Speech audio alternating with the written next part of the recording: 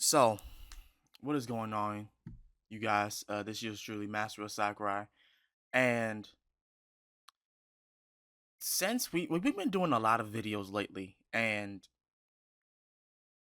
I keep saying that I'm going to get back to doing more reaction requests, and I am, and I looked at the reaction requests dating all the way back to a few months, and someone had recommended a reaction request that we do a reaction to a retrospective of Batman the Animated Series. Now, here's the thing about this.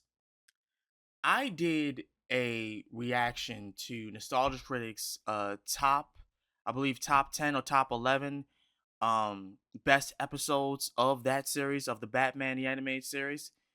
Um I did it a few years ago. And what's funny is that I'm just now recently getting back into Batman. Off screen, I gave Batman Arkham Asylum a try because I've never played it, and I really wanted to play it. I really wanted to. That being said, I still gotta finish Time Stranger, but for the time being, because I'm not in a rush to complete it or anything, considering the fact that we got DLC coming, you know. But yeah, I just been on this whole kick to indulge myself in Batman. And here's the thing about it. I've always had like this fascination about Batman. Even though, in a lot of cases I realize that he is mentally unstable. He has his moment where he screws up. Even though he has 12 master's degrees and knows every martial art, he's still human, and he still has to deal is still dealing with the trauma of losing his parents in Crime Alley. That being said, I love him as a character. I love his villains, his rogue gallery, his villains. Honestly, Batman is the reason why I even looked at DC Comics in the first place, because in my honest opinion, I don't really care much about the other villains outside of Batman other than Lex Luthor and more than likely Brainiac. But outside of that, and I don't know, like I guess Wonder Woman's villain, Cheetah or whatever. Outside of that, I don't really particularly care much about the other villains. Even though I love the Justice League series, I really do. One of these days, we're gonna dive into the Justice League because yeah, hell yeah. But first of all, I apologize for me taking this long to respond to reaction requests. I know we got a lot. We definitely have a lot, but we're here. We are here, and we're gonna do it. No matter how long this fucking I don't care if this shit is 2 hours. We're going to do it. We're gonna do it. So, uh, this is going by Rowan J. Coleman. Shout out to you for doing this and having this be an hour-long series. Like, part two is him talking about Superman, this animated series, and part three is definitely talking about Batman Beyond. Now, I think somebody had put that in the reaction request as well. I'm not sure which one. I have to hold on. Back. Yeah. Who was it? Zombie, of course. Zombie of all people. And yes, he did put of that all three of those parts in the reaction request. Hoping to God that I'll probably get through Superman. I didn't really watch much of Superman, but that's here or there. We're getting into this. All right, here we go. Up until recently, the superhero genre dominated pop culture. These days, however, that dominance seems to have faded after one too many flops and a lack of innovation. Now, what's crazy is me and Daniel Halverson. For those of you who have been subscribed for this long, knows that I made videos with him concerning a lot of these movies, and I've enjoyed my time with him immensely. I really have. He was the one that had gotten me into more of the lore about Batman a little bit more because he loved that series. He loves Batman the animated series. So shout out to him. He's contacted me earlier today and catched up, caught up with me and everything like that. He's doing good, by the way. He really is. But yeah, that when this first started, you know, I gotta say this right now. It was definitely a time to be had. You had to be there in order to to really experience whether you were a DCEU fan or MCU fan. It was lit. You know what I'm saying? It was actually lit. You had to be there. Now, granted, on each side they've had their technical issues behind the movie camera, but outside of that, it was a good time until recently, where it's just mistake after mistake, mess up after mess up, flop after flop, restart after restart. And I'm mainly talking about DC. But yeah, it just the vibe is gone. In certain circles, this shift away from capes and crusading is something to be celebrated, but for me there will always be an allure with superheroes. Since my early childhood memories of watching Christopher Reeve as Superman, I've had a fondness for the DC universe. But beyond the page, the greatest superhero adaptation wasn't one for the big screen or even for live action. No, the greatest superhero saga began in 1992, with white eyes piercing black shadows. God damn.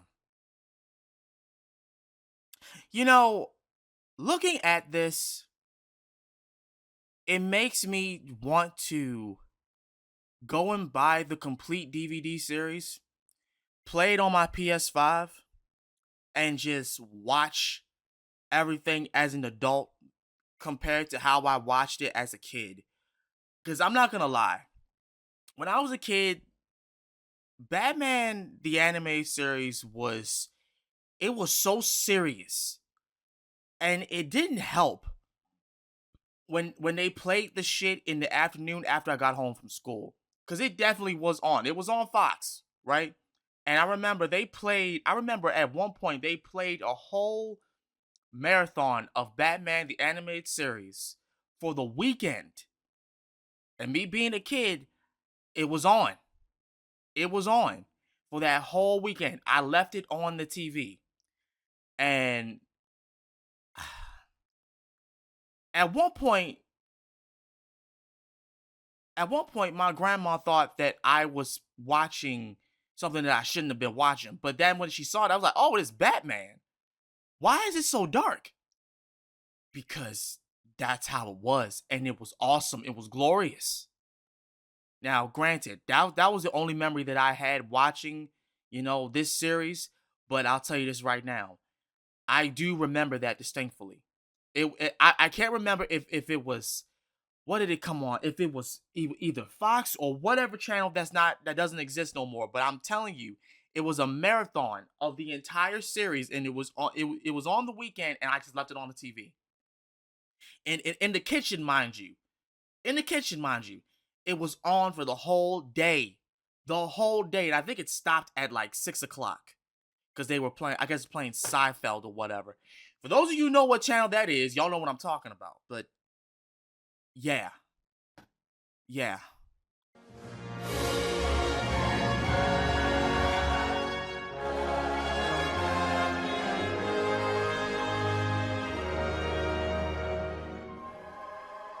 In 1989, the Tim Burton directed Batman movie and then this, and then there's this. I'm gonna let him. Was a gargantuan blockbuster hit. Not only did the film dominate the box office, but it also kicked off a merchandising boom of the kind not seen since the original Star Wars movie. And I tell you this right now, I didn't get a single toy.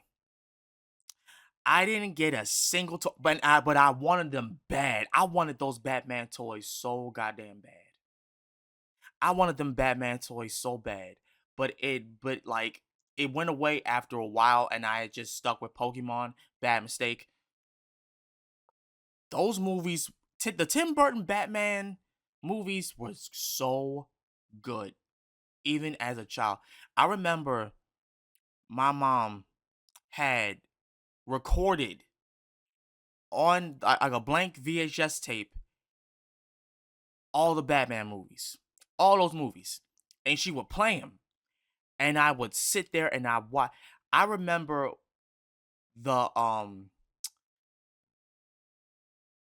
the first one with Penguin and Catwoman so much. I can remember each scene by heart. I remember what the Penguin said. I remember what Catwoman said. Selena Kyle. I remember how she supposedly died. How she killed that man with a live wire and kissed him in the mouth with it. I remember all of that. All of it.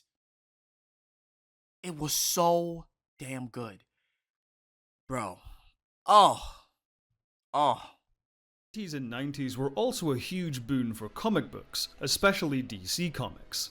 The Comics Code Authority, which had heavily censored the art forms into the 1950s, was losing much of its sway over the industry in the 80s, when DC decided to publish acclaimed works like Watchmen and The Dark Knight Returns without the organization's approval. This gamble paid off hugely with the industry's push into darker, more adult territory, met with strong sales and critical acclaim well into the 90s. So that's why we got the dark sense of Batman. That's why we got him. Now, this is my whole thing. Okay, so I kind of watched a little bit of this before I had started recording, and he keeps saying one word. This man, the content creator, shout out to you. He keeps saying one word, and it fits the theme of Batman the animated series so much. The theme of this show is noir. Now, for those of you who do not know what the word or the term noir means, noir is a genre of crime, film, or fiction characterized by cynicism, fatalism, and ambiguity. Uh, Basically, it's something that like is dark. It's something that like his film proved that a Brit could do noir as darkly as any American. So somebody said that. Um, but yeah, in French, it means black. Noir means darkness, and then there's this. Consider the definition provided by WorldCat Genres, taken from a French word meaning darkness or of the night. So, yeah, there's that, and it fits very well with the animated series because it just screams all of it. It screams that. While a sequel to Tim Burton's monster hit was already in the works, the Batman rights holders Warner Brothers were looking for ways to capitalize on The Dark Knight further. They had already conquered the big screen and toys, so logically television was next. Batman had previously appeared on the small screen in the 1960s, in the form. Now, I'm gonna say this right now. I love this class. I love this Batman. I love Adam West Batman.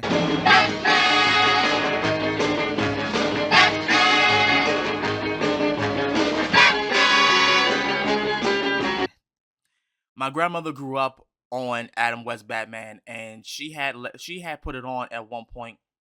There was a marathon. You know that channel where they had all the old like 50s shows?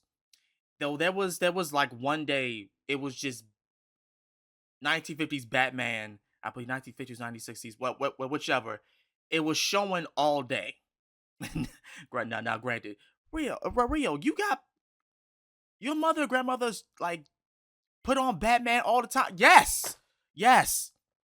It was that, and my grandmother, it was that, and or either westerns. And then for my mom, she would play all of the classic movies whenever she, was in the house. Whenever she was in there. She still does, by the way. She still does. But yeah, I grew up loving Adam West Batman. I watched it with my grandmother, so I have a love for this Batman. Shout out to Adam West. Rest in peace to you. Form of Batman starring Adam West. Though a huge hit at the time, it was retroactively lambasted by hardcore fans of the character who accused the show of cheapening the source material. As it happens, the 60s Batman show was what introduced the title character to one Bruce Timm. Exactly. So I don't understand why anyone would say that. Why would you say that it like tarnished the material when that was how it started? I don't understand. I don't get, honestly. And I told my friend this, Arrow, because we've been talking about stuff like this all the time. I don't understand where fans get this notion that certain things ruin certain things because it existed and it came first. I just don't understand that. I don't fully understand that. Why would anyone have a problem with Adam West Batman being there? I love Adam West. I love Adam West Batman. Like, now, and granted, my hot take was because I sent him this post, right, and it was depicting each birthday being a version of a Batman.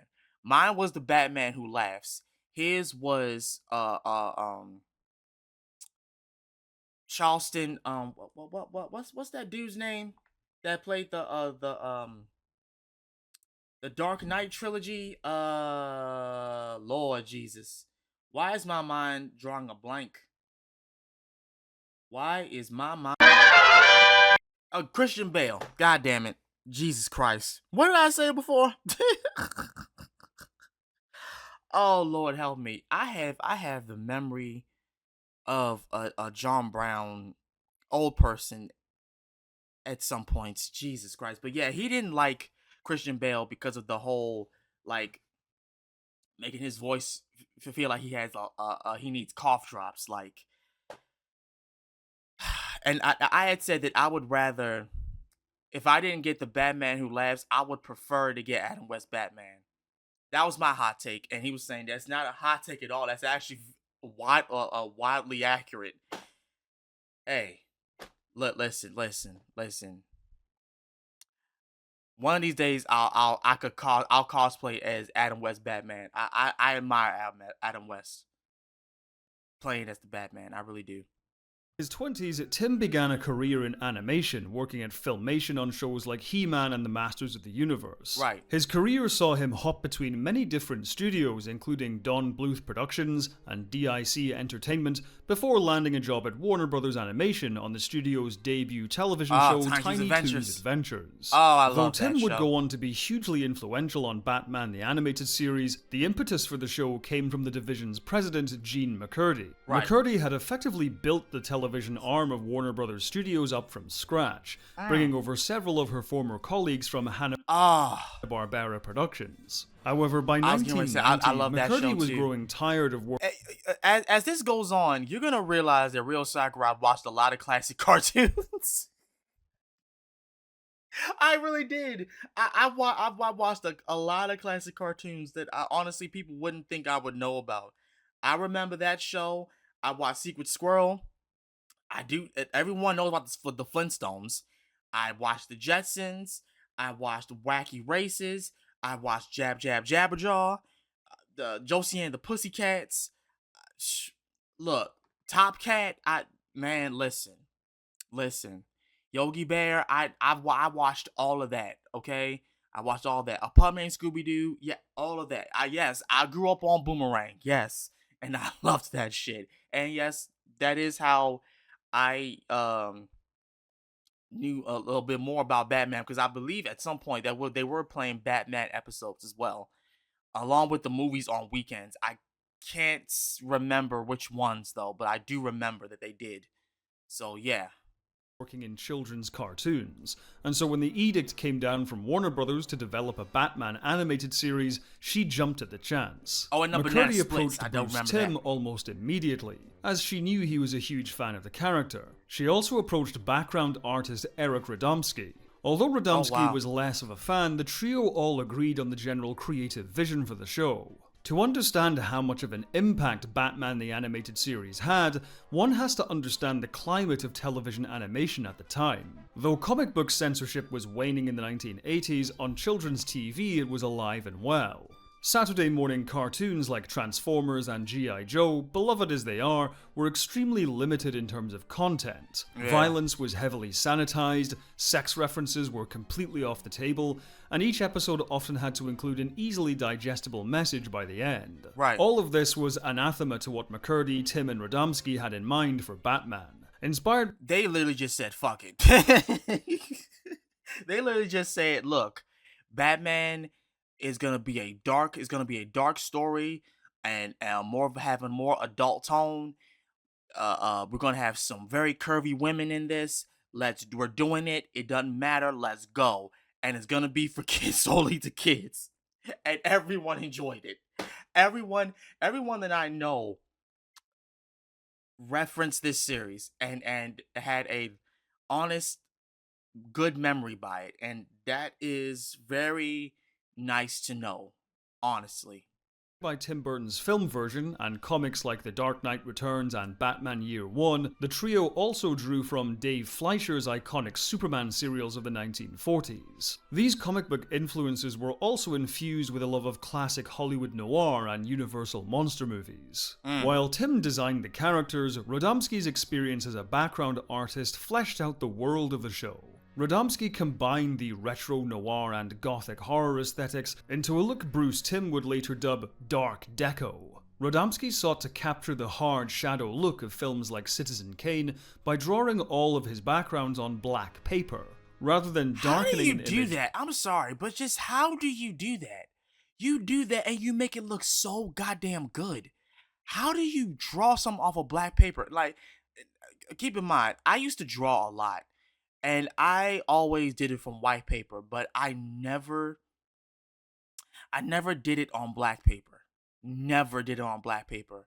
And from the way he did this, it looks so good.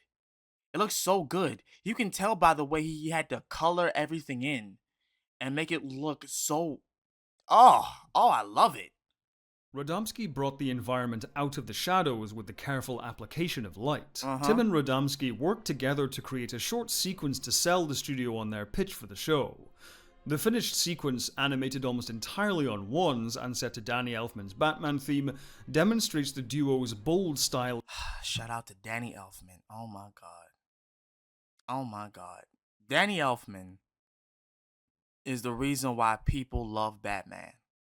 Danny Elfman is the reason why a lot of people like me still love Spider-Man 1, Sam Raimi's Spider-Man. The soundtrack did not need to be that goddamn fire. It didn't, but it is, and we love it on both sides.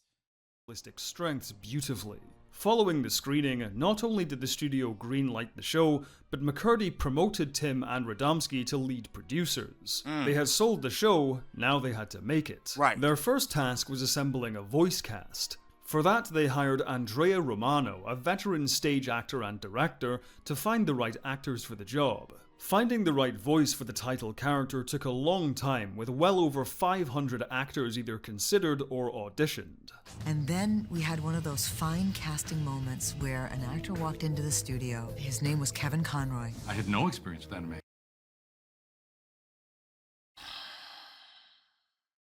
Now, I never did a video talking about this man when it was announced that he passed away. When that announcement came, there were so many people that were upset. They were sad. I mean, look, keep in mind, people can't live forever. These iconic people cannot live forever. They can't. That wouldn't be fair. These people deserve to rest. And people like Kevin Conroy, who are very well versed and very talented, very talented. They deserve to rest. But it is still sad that, we have all of these good people with such good talents, and we lose them.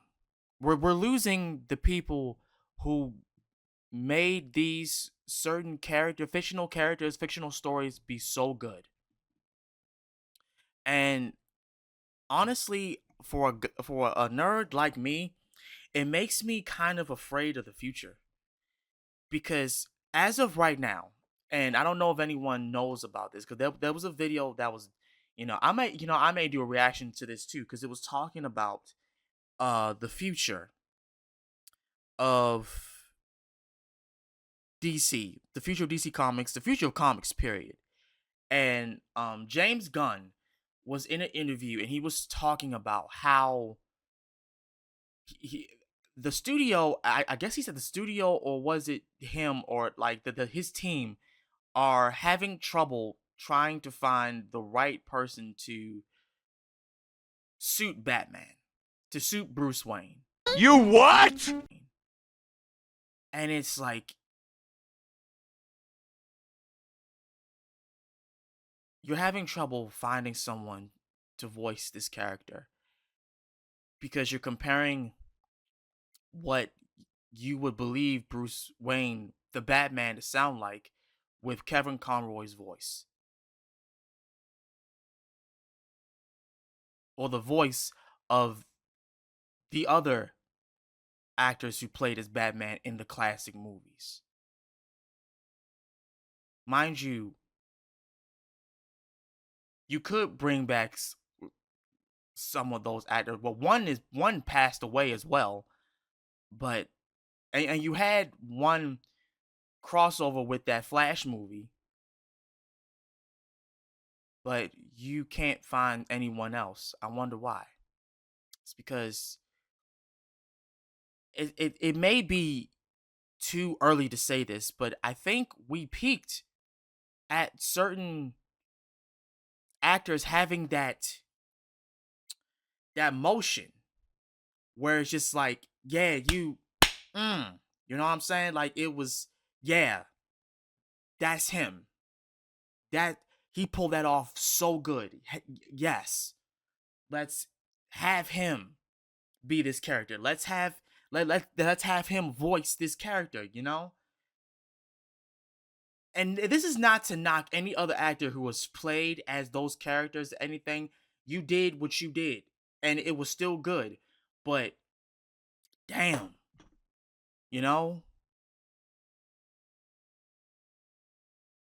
nobody can replicate what a guy like Kevin Conroy did. Tell him every bit of it is true.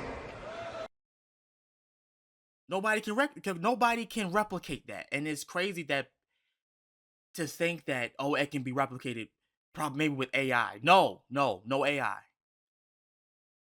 This man's a legend. Rest in peace to him. And I just went in basically on a voiceover audition. I said, well, let me just come up with some voices. Let me just try some stuff. So I came up with this very dark, and I went into this whole other place that no one else had gone to, I guess. And I saw them all running around in the booth, and I realized that I had touched a nerve. The Wow. room of producers and writers and people sat together and said, we are done. We have found the voice of Batman.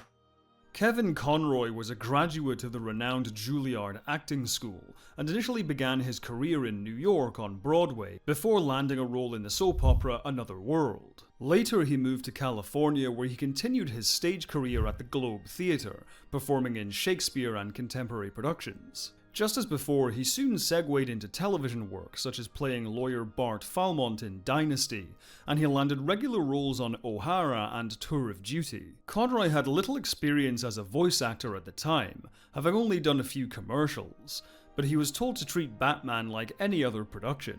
He later explained that he treated Batman as the real identity, while Bruce Wayne was the mask, a nuance Wow. which Bruce Timm and the other producers respected, and were immediately excited by how serious the actor was taking the role. Rather than searching for voice actors, See that? You see that? You see that? You see what I'm saying? You see what she said? She said, "We're done. We found him. We found the voice of Batman." And then to go on to say that he had little to no experience much with voice acting, and he nailed it like that.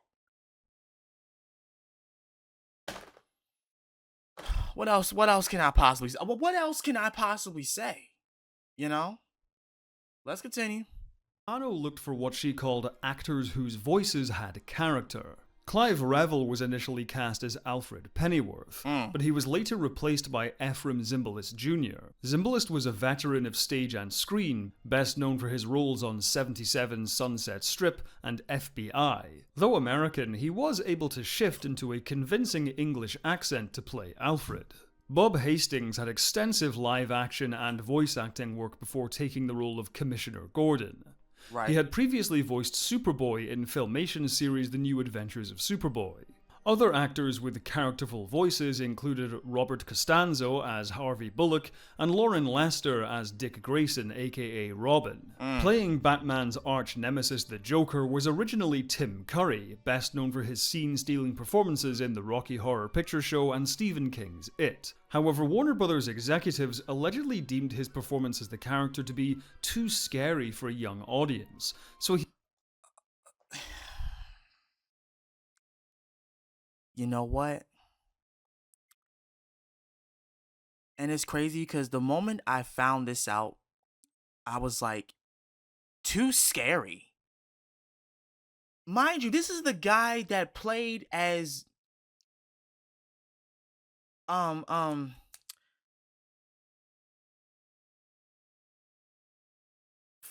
the freaking pirate from Muppet Treasure Island. He played as a pirate from Muppet Treasure Island. This is the same dude that was in Home Alone 2. No. And we being the rightful owners. Flint's own crew, who shed our blood getting it here. And he's too scary. Like his take was too how. And you know what's crazy? I haven't heard him play as the Joker yet. There has to be a recording of him playing as the Joker for Warner Brothers to say that his role, his acting was too scary. Mind you, I believe he was the same actor that played as Pennywise. Am I not? Hold on. Let me look this up. Tim Curry.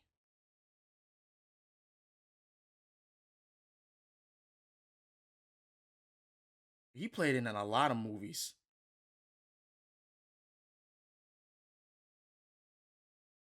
Yeah, Muppet Treasure Island. He did play as it. He did,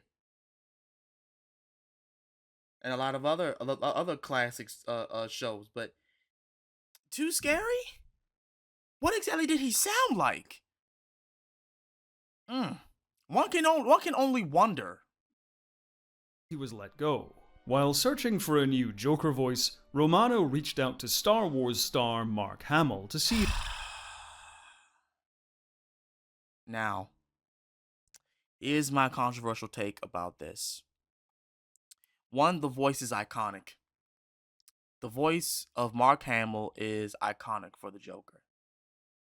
However, this man has had some crazy takes over these past few years, and it's literally left a sour taste in everyone's mouth concerning a franchise, which I'm not going to name because I'm done with that franchise.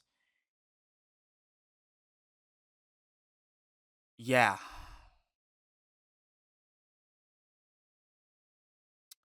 Great actor, but personally, as a person outside of that, yeah.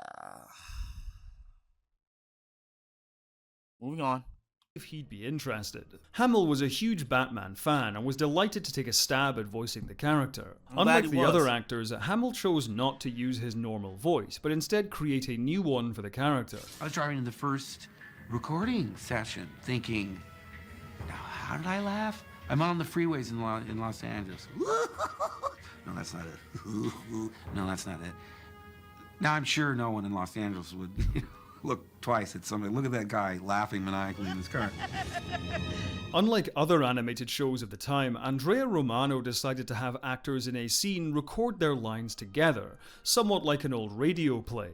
This was done to give the dialogue a natural rhythm and chemistry, which would be hard to accomplish if each line was done separately. This video is sponsored by Squarespace, the only tool you'll need to create a beautiful looking website for your business, portfolio, or online store. I used it to create my production company's website, and I didn't know the first thing about coding. I just found a template that worked for me and customized it using simple drag and drop tools. And now the process is even easier thanks to Design Intelligence. By combining 2 decades of industry-leading design expertise and cutting-edge AI technology, you can have a brand new website up and running literally within minutes. Everything from finding a template to integrating SEO can be personally tailored to your needs. Jump over to Squarespace using the link below to start building your website and use the coupon code Rowan J. Coleman for 10% off your first purchase. Much of the actual animation work for the show was outsourced to various companies in Japan and Korea. A good chunk was handled directly by the Warner Brothers team, but they were primarily responsible for designing, boarding, writing, and directing the series. Wow. The design work also included stylized title cards for each episode, created by Eric Radomski. For the music of the show, the producers were happy to reuse Danny Elfman's theme from the Batman movie. Right. However, Elfman himself was too high-profile a composer to commit to the actual series. Oh. One night, Bruce Timm was watching a documentary about Elfman's music for Batman and noticed that the conductor of the orchestra was not Elfman himself, but Shirley Walker, who was a composer herself. In another departure from animated TV shows of the day, Walker was given a full orchestra to score each episode with, God to lend damn. the series an operatic quality. We did the Oh voice. yeah, they put everything into this. They said, okay, we can't get Danny. Get this woman. Get her. Get here. Hey. So we will give you a whole orchestra if you do this for us. And we need you to do it for each episode. We'll pay you money. Please do this because the music is so good. All right, whatever. And man, listen. Like I said, the music for this series and for the movies are iconic. There are people out there who would literally listen to that music all day long. I know y'all are out there. I know you are. Keep doing you because yeah, the soundtrack for this series is fire. It is. There's no there is no ifs or buts about that. There's no debate behind it. Given the fact that I grew up on that series and having it be played in the background, that the score is absolutely phenomenal, and especially when there's a fight scene going on. Oh.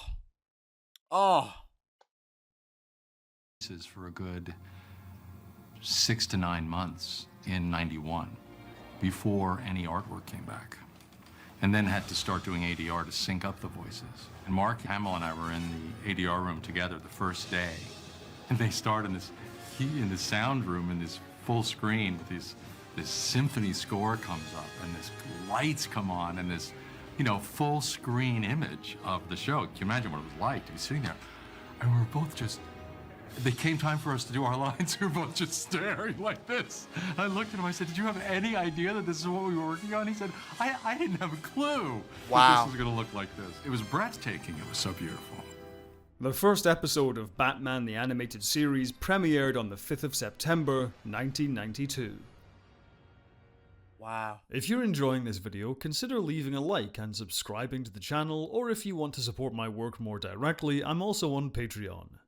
The first episode of Batman the Animated Series, On Leather Wings, isn't one of the show's strongest, but as a showcase of the show's style, tone, and overall atmosphere, it makes the ideal first impression to hook the viewer. After Right. the previous decades of kid-friendly, stiffly animated, simplistic toy commercials, On Leather Wings is immediately striking with its dark deco style, fluid movement, striking compositions, and spectacular score. We're drawn in with a mystery as a police officer spots a winged bat creature passing by his aircraft. There it is. There what is? It looked like bat wings. And then yeah, thrown back in this is our the seats Batman. as the blimp rises above the clouds, breaking through the fog into the moonlight as Shirley Walker's incredible music crescendos. Within minutes, the viewer is firmly rooted in this hauntingly beautiful world. Look at that Batmobile. Look at that Batmobile. You know, people talk about the movie Batmobile all the time. But when I think about the Batmobile, I think about this one. The long one that looks like a $1 million car. The main reason why I don't have a car right now is because I can't get the car I want. Because the car I want it to look like that. I legit want it to look like that. I can't even lie to you. I've always wanted a car that looked like a damn Batmobile. Because what's the point on me spending adult money if I can't get a Batmobile, damn it? I want a Batmobile. The entire episode is replete with eye candy. There's an intricate use of hard shadows which wonderfully evokes that classic Hollywood noir style. At times, Gotham City resembles an Edward Hopper painting. It's just gorgeous. The plot is relatively simplistic, a clever blend of noir mystery and gothic horror. When a spate of robberies occurs across Gotham, witnesses describe the perp as an enormous bat creature, implicating the Dark Knight in the crimes. It's a robustly written and plotted story featuring some terrific guest voices, such as Star Trek Deep Space Nine's Renee Aubergenois. I thought maybe you could tell me if I have a bat problem. And what if they are bats, Mr. Wayne? What then? Destroy them like insects? The twists and turns are generally predictable, with the neurotic Dr. March being a rather obvious red herring, and the true culprit being Dr. Langstrom. However, the presentation is so sumptuous it doesn't much matter. The reveal of Langstrom as Man-Bat is strikingly well directed. Director Kevin Altieri's choice to reference Fantasia builds the creature up as a genuinely powerful threat, rather than the B-movie ghoul it so easily could have been. After a death-defying action sequence which feels ripped right from an Errol Flynn picture, Batman successfully Look at that subdues the car. creature Look and at it. restores Dr. Langstrom. But like all the best gothic horror, there's Hold always on, hold a on, hold on. lurking danger. Go back, action's go back, go danger back a little which bit, picture go back a little bit. Batman's Look at that car. Look at that. I want that. I want it solely because it looks that cool. It looks so fucking cool, man. Now, granted, is it gonna be a bitch and a half to park it? Absolutely. But do I give a fuck? Absolutely not. successfully subdues the creature and restores Dr. Langstrom. But like all the best gothic horror, there's always a lurking danger which threatens to emerge once again.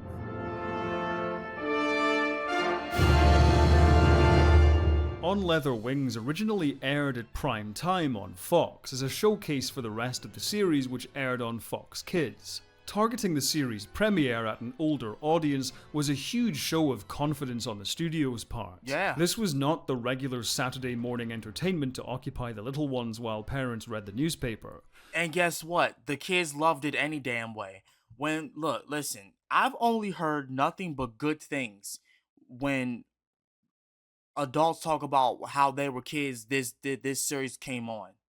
When this series came on, they was watching it. Y'all can talk about how this wasn't the series for to put on in front of your kids while the parents was doing something. Yes, it was. Especially if black parents, they didn't give a damn. They just wanted us to sit the hell down and just calm down and be quiet at times. Turn on a show like this. Yep. Yep. You got us to pay attention real fast. This was a very different beast, and critics and audiences took notice. Batman the Animated Series started strongly, but the best was yet to come. Though Video Bruce score. Timm and Eric Radomski's vision for Batman was clear from the outset, it did take some time to fully coalesce in the series proper. While On Leather Wings dazzled with its animation and atmosphere, few early episodes of the show surpassed it in terms of writing. Nothing to Fear, Pretty Poison, and POV are strong early episodes which further cement the mature storytelling and unique style. POV is especially interesting as it features no supervillains or bug-eyed monsters at all.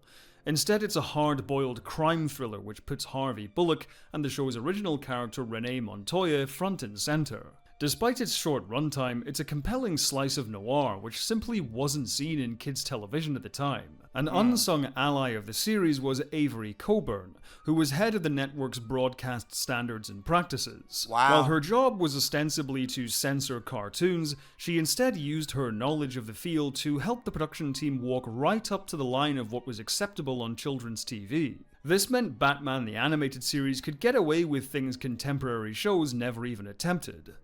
This gave the They had the vice president of what?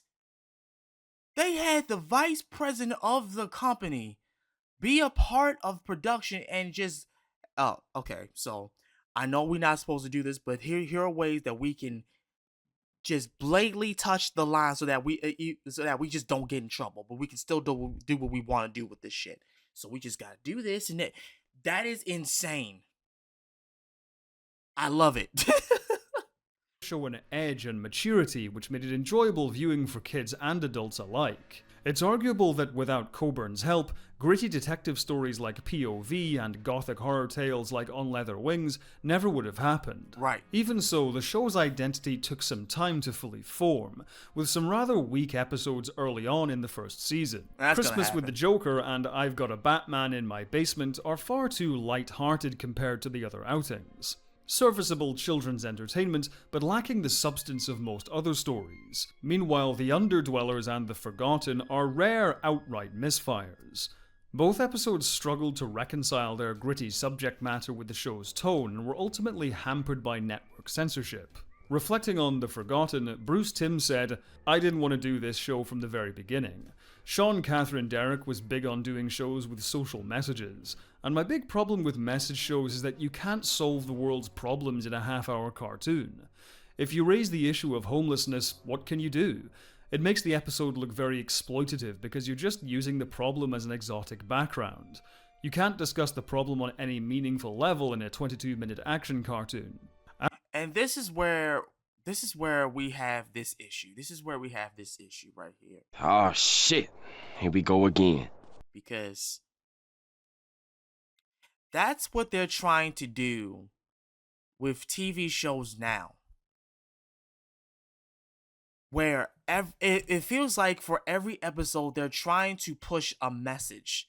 This social and like woke LGBTQ message on a kids show. A show that's for children. And you're doing everything you possibly can to push this message, leaving the show to lose its feeling within the first 30 seconds. It's crazy that they were experiencing this problem and immediately just threw it out because it didn't fit the show at all. Fast forward to all these years later, you got companies doing these TV shows that are allowing this to happen, and the shows are going down the shitter. And they're being called out because of its blatant messaging. It's damaging and blatant messaging. That is insane to me. After all of this time, we're having this problem still.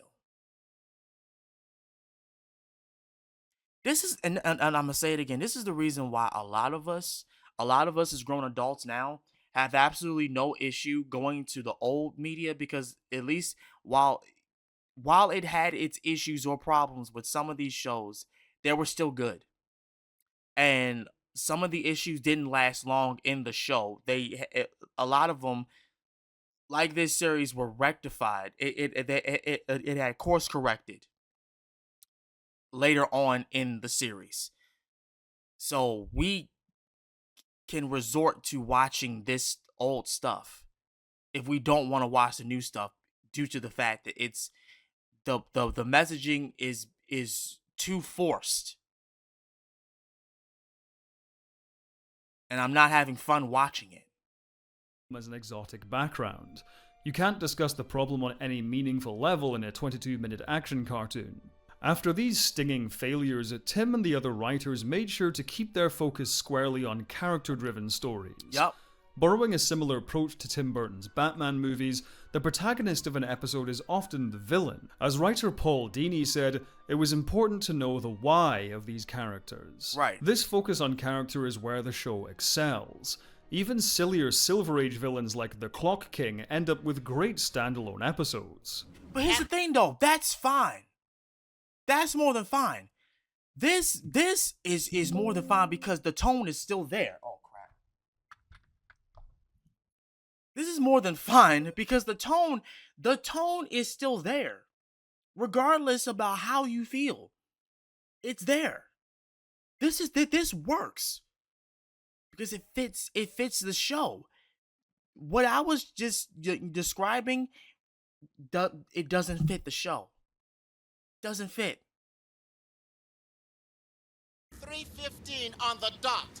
Those hands will come together, and you'll be crushed like an insect. The success of this refocusing, however, is most apparent in the monumental two-parter episode Two-Face. In the run-up to his re-election campaign as district attorney, Harvey Dent is constantly hounded by mob boss Rupert Thorne. As the pressure mounts, a dark side of Harvey's personality awakens. Two-Face is another powerful statement for the series because it essentially concludes a subtly woven story arc throughout the early episodes. Harvey Dent is not a one-off character, but a recurring presence in many episodes, with established relationships with Bruce Wayne and Commissioner Gordon. He's someone the audience has come to like, which is why the events of this two-part episode pack such a punch. Villain origins as character studies had been done in previous episodes, but never in such depth and detail.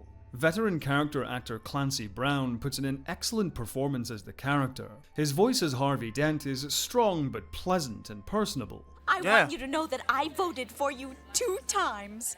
Well, ma'am, I trust it was in 2 separate elections. But as Dent's condition worsens and his temper comes out, Brown shifts the voice into growling shouts of anger.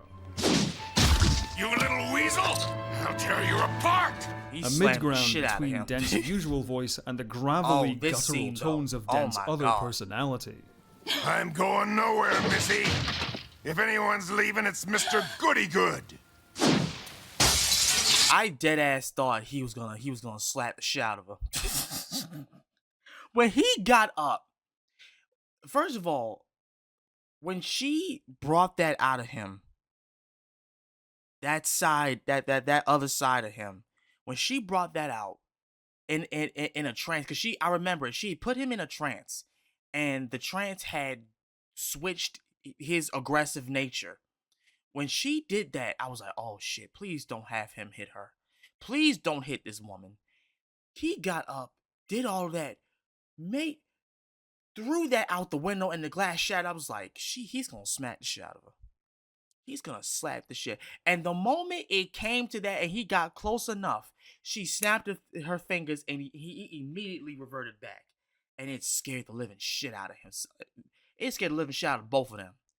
Harvey was scared and she was scared. And I'm just like, yeah, don't do that again. Don't do that again. The animation direction is haunting and surreal at times, with abstract dream sequences and flashes of lightning which foreshadow Harvey Dent's eventual fate. Right. A visual motif which is used to heartbreaking effect when this good man is finally overtaken by his dark side.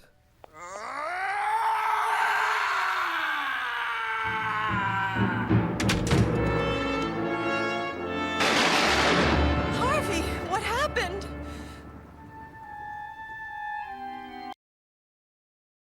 This is a kid's show, ladies and gentlemen. This is a kid's show. This show is for kids, and it was lit. After Dent's downfall, Part 2 focuses more on Batman's guilt, giving us deeper insight into the Dark Knight than any previous episode. Why couldn't you save me? This part, this shit. Why couldn't you save us, son? Kid show. This is a show for children. And they just showed Bruce Wayne having the nightmare of all nightmares.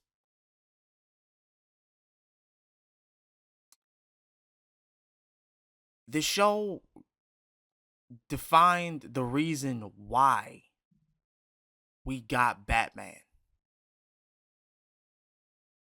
It defined it. This man is mentally traumatized. He's traumatized. And he's put all of this on himself. This show the show captures that. It captures Bruce Wayne's grief and his trauma and him blaming himself for what has happened to his parents, to his friends, hell, to his own butler, hell, to Robin, to the people he's included into this. The people around Gotham, he puts all of that on himself, and he's given us the reason as to why he became the Batman. This is perfect writing. This is perfect storytelling, in my opinion. Though Part 2 has more action, the climax remains focused on character. It's all right now, Harvey. I'm here. The series boasted many strong episodes before this, but Two-Face is where Batman the Animated Series truly comes into its own, and it's stunning to watch. For you, Harvey.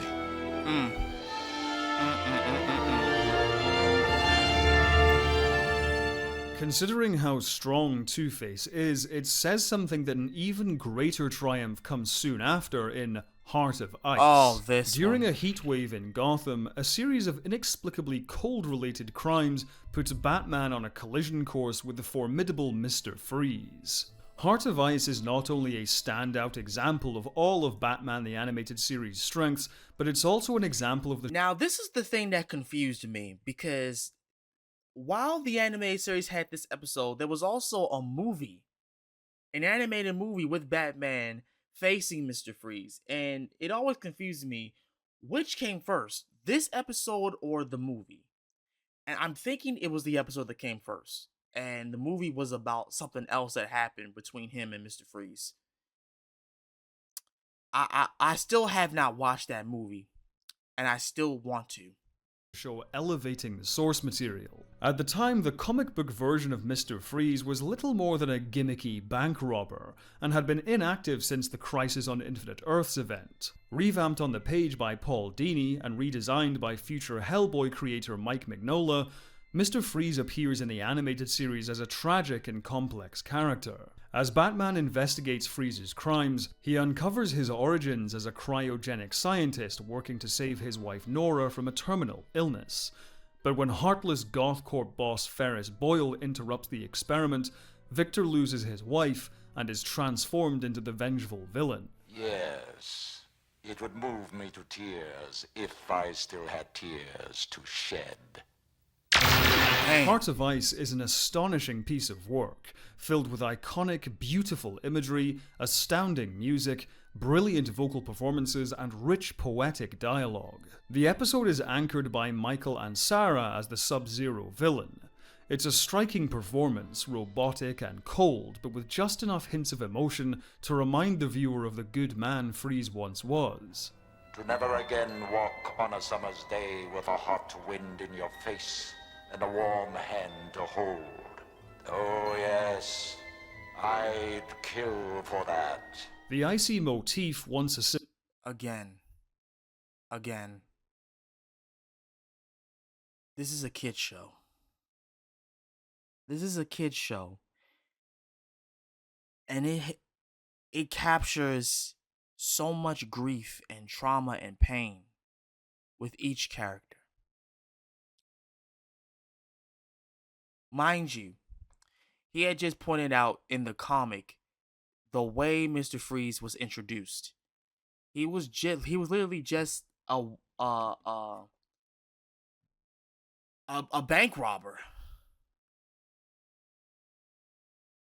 In the old comics, he started out as a bank robber, and the animated series turned him into this. And people love this version of Mr. Freeze. I do.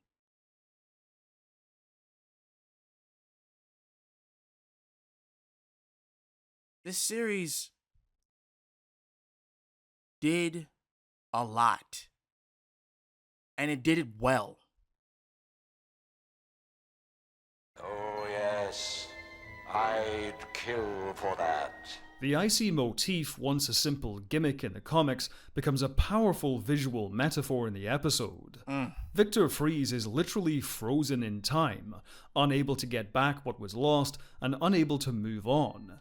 He is trapped, frozen in place with only frozen memories, which can never again give him the warmth he craves.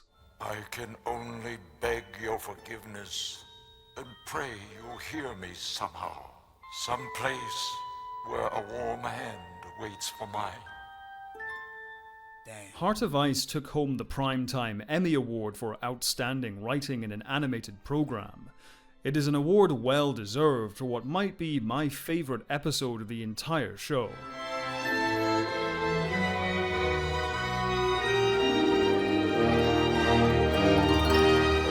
Listen to that music. Oh my God. As well as Batman the Animated Series does tragedy, it's by no means tragedy all the time. A key part of the show's success is that it knows when to have fun with some solid action-adventure, like in The Cat and the Claw. As a terrorist plot unravels across Gotham, Batman encounters daredevil thief Catwoman, while Bruce Wayne finds himself attracted to Selina Kyle, Catwoman's secret identity. Right. As hard as Batman's big screen outings have tried, none of them have come close to capturing the bristling chemistry and intricate dynamics of the Bat and the Cat's relationship as seen in this two-parter. The numerous chases and fights between the two play out like elaborate flirtations, with a clear indication that they have each finally met their match. Never trifle with the affections of a woman. Until next time. And there will be a next time. Listen. And I'm gonna say it again. I'm gonna say this again. I'm going to say it again.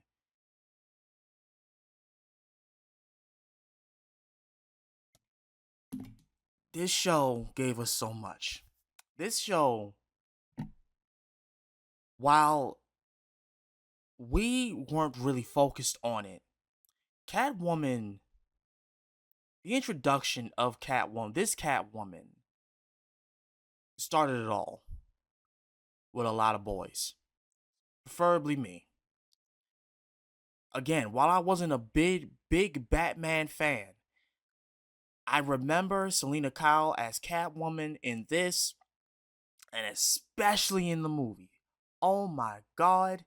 If you didn't, listen. If you didn't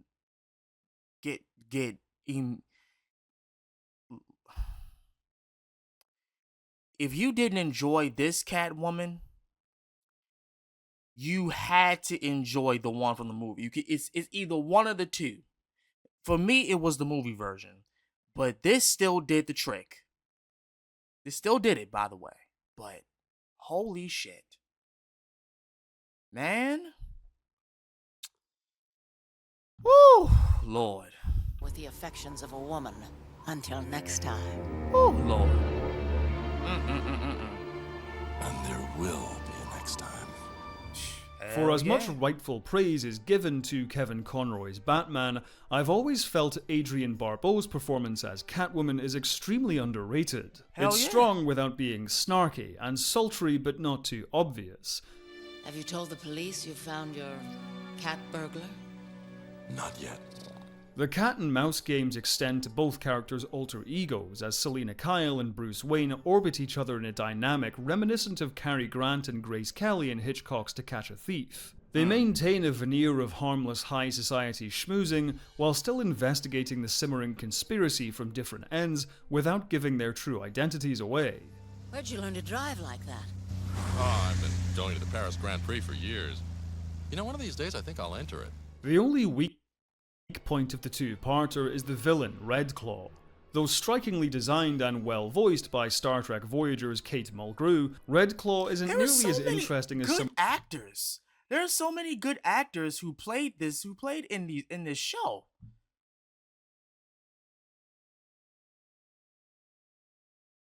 Just so many good actors. Man, I tell you. Of the show's other original villains. That being said, the plot works well enough to facilitate a healthy mix of fights, chases, and Bondian action set pieces. If Red Claw was the main focus, the episode would be quite forgettable. But thanks to Catwoman's inclusion, the two-parter is an engrossing slice of action-adventure. Something for you to remember me by.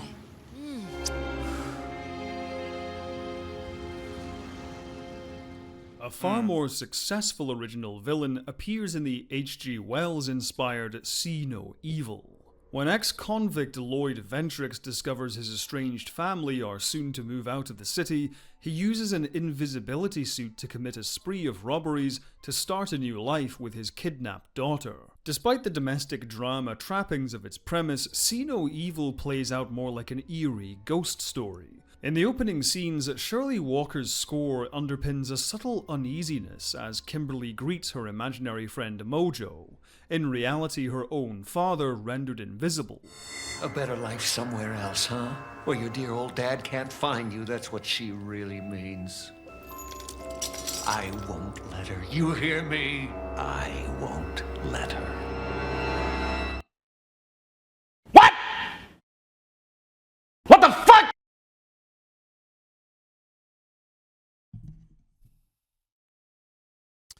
You know, I said the theme for this show is noir.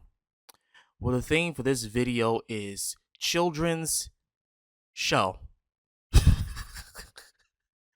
Children's show. And they had the audacity to play that eerie ass music with this freaking face on the screen.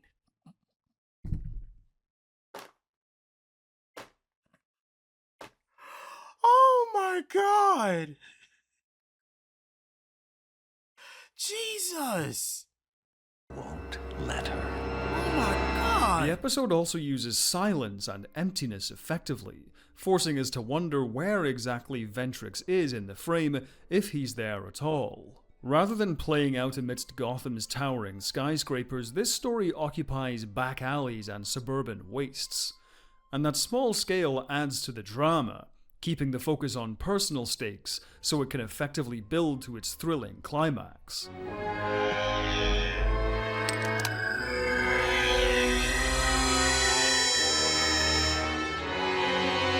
All that being said, this is also one of the funnier episodes of the series. Because of its mundane settings, the writers make great use of pedestrians and background characters for beats of welcome humor. Who are you? I know you're in here.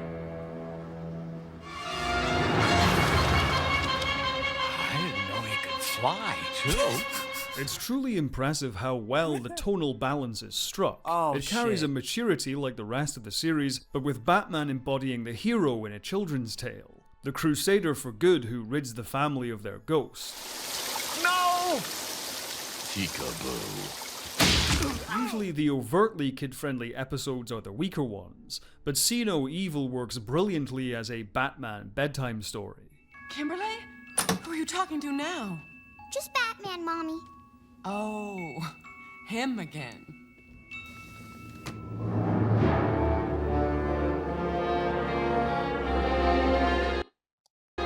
Childhood also plays a big... Childhood Evil works...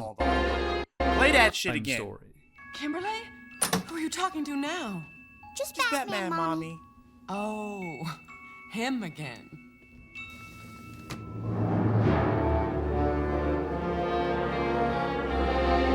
Now, ma'am, if you're, I swear, some parents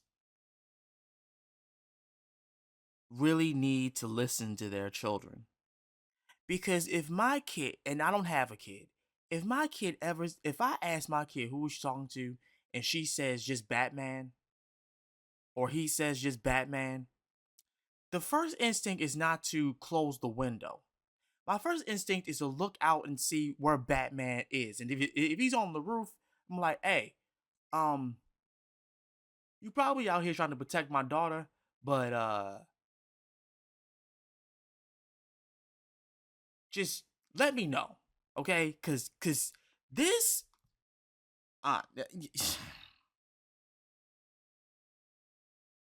ma'am, what? What? And anytime you on the roof, why on the roof looking like that? Kids show. Childhood also plays a big role in our next highlighted episode, Beware the Grey Ghost. When a mad bomber goes on a spree of destruction mirroring an old TV show called The Grey Ghost, now, this is the one with Batman Adam West. tracks down the show's lead actor to help catch the culprit. These days, but especially in the 90s, many self-proclaimed hardcore Batman fans ridiculed the 1960s Batman series starring Adam West for... Again, self-proclaimed. Thank you for saying that, because if you are a fan of Batman, this series shouldn't bother you. Self-proclaimed, meaning they claim that they are fans of Batman. This is why you don't listen to a lot of people when they say certain things, because it sounds dumb as fuck. Supposedly being unfaithful to the character, being too light-hearted and cheesy. 80s, 90s Batman media like The Dark Knight Returns, Tim Burton's movie, and the animated series itself were seen as course corrections which finally did justice to the character and washed away the blotch that was the 60s show. And you know what's crazy? People say that. They say that, right? But why? When you got other characters and different variations of them, mind you, we're in 2025 now. We know that there are other Batmans. We know about the movie Batman. We know about the anime series Batman. Those are not the same Batman. Those are different Batmans. The Batman who laughs. The Batman from the dark metal universe. Freaking absolute Batman. Why can't Adam West Batman be also among these things? We can have different variations of Batman. It's still Batman. Adam West as Batman, that show didn't ruin the character. It's more like a classic vibe of a nice classic vibe that fit that era. So how can anybody say that? It's crazy. It's honestly crazy to me. It's ironic then that Beware the Grey Ghost functions as an extended meta tribute to that series by stunt casting Adam West himself as former Grey Ghost star Simon Trent. I'm not the Grey Ghost. I can see that now. This is more than a simple wink to the audience. The metatextuality underpins the emotional through line of the entire episode. In the episode, we learned that The Grey Ghost was a rather silly superhero show, and yet it provided Bruce Wayne with some of his few remaining happy childhood memories. Not only that, but it inspired him to take up the Batman mantle later on in life. As a kid, I used to watch you with my father. The Grey Ghost was my hero. So it wasn't all for nothing. In a sense, this is Bruce Timm's love letter to Adam West's Batman.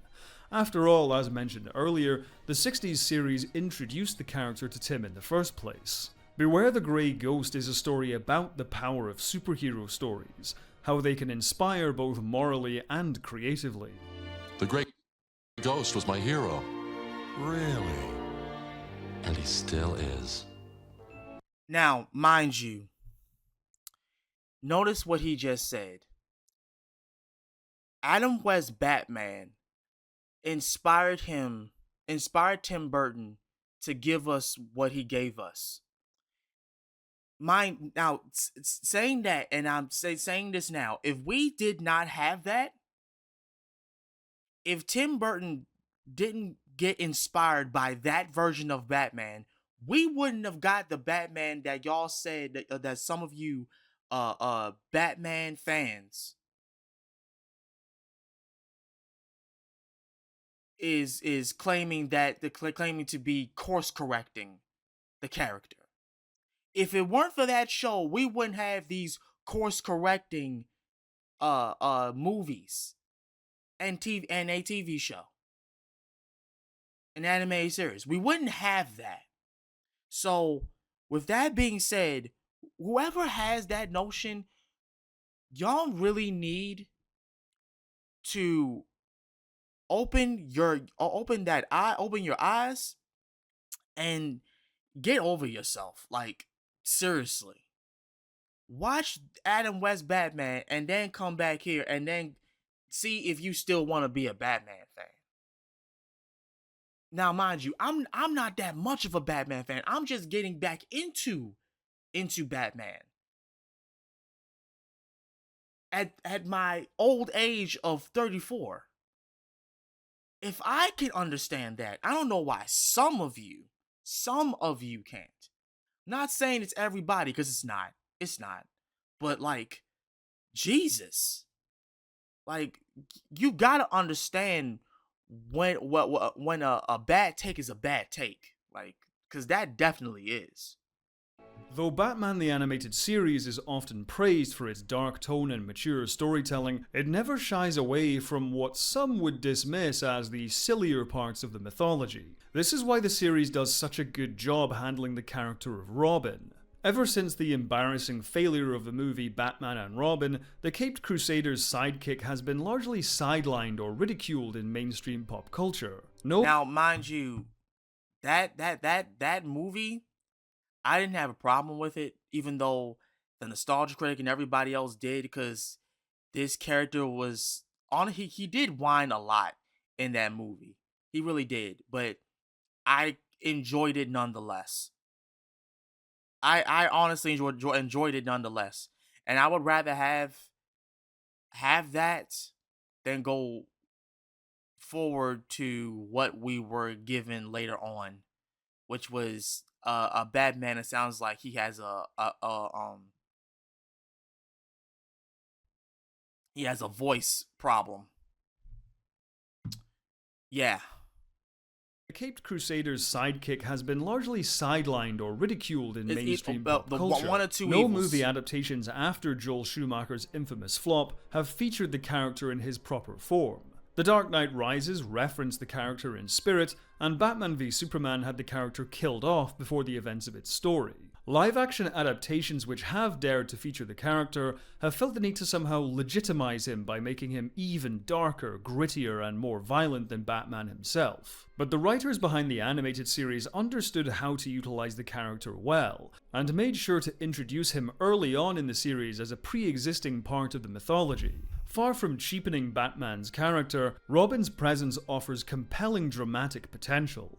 potential which is explored to its fullest in the episode Robin's Reckoning. When Batman learns the name of an extortion ringleader, he suddenly refuses to let Robin join him in the investigation. As Robin probes further, he discovers the mob boss is Tony Zuko, the man who killed his parents. Bruce Wayne and Dick Grayson's backstories mirror each other in obvious ways.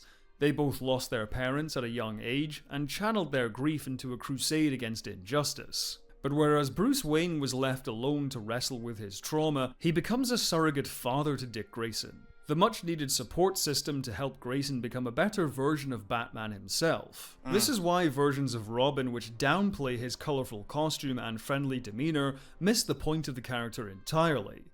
Robin is supposed to be the healthier version of Batman. Right. The tension underpinning Robin's Reckoning is how Grayson risks succumbing to despair in a quest for revenge against Zuko, building to an emotional climax which crystallizes Batman and Robin's familial bond. Zuko's taken so much, caused you so much pain. I couldn't stand the thought that he might take you, too. Come on, partner. It's been a long night. Now, having said all that, do I think that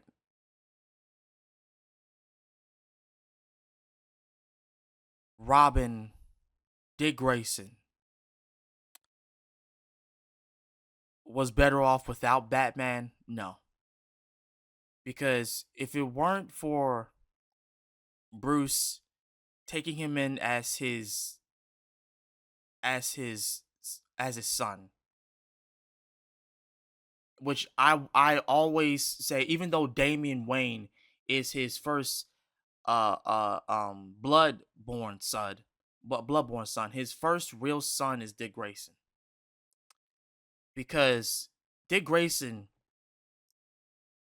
given the fact that he went through almost the same thing that Bruce went through, Dick Grayson was Bruce Wayne's second chance at facing what he had faced as a child. And the reason why I say is because, like I said, they both lost their parents at a very young age, and they both were alone. But the difference between Dick Grayson and Bruce Wayne is Bruce Wayne was there for Dick, was there for Dick Grayson. He was there for him. Bruce only had Alfred. And mind you, he was just the butler. Outside of that, and Alfred being there for Bruce was still alone. He was still dealing with the fact that he lost the only two people that really mattered to him.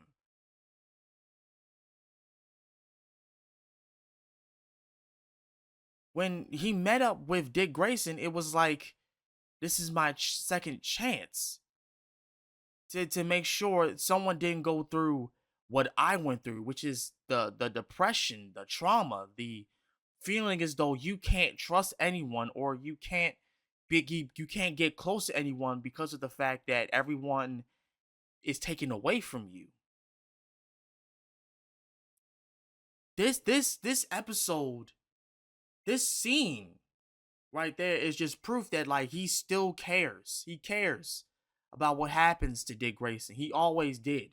Even when Dick wanted to step out on his own because he felt as though Bruce was overprotecting him and was, not letting him do certain things, because of the fact that he just was afraid that Dick was going to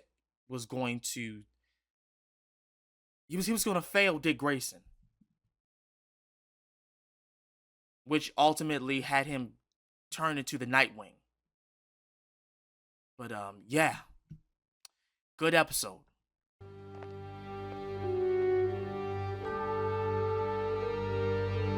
Robin's Reckoning also showcases the writing team's talents for Batman-light episodes, such as Joker's Favor. When mild-mannered accountant Charlie Collins accidentally curses out the Joker, the Crown Prince of Crime lets him live only if Collins promises to do him a favor in the future. 2 years later, the Joker calls in the Favor to help kill Commissioner Gordon.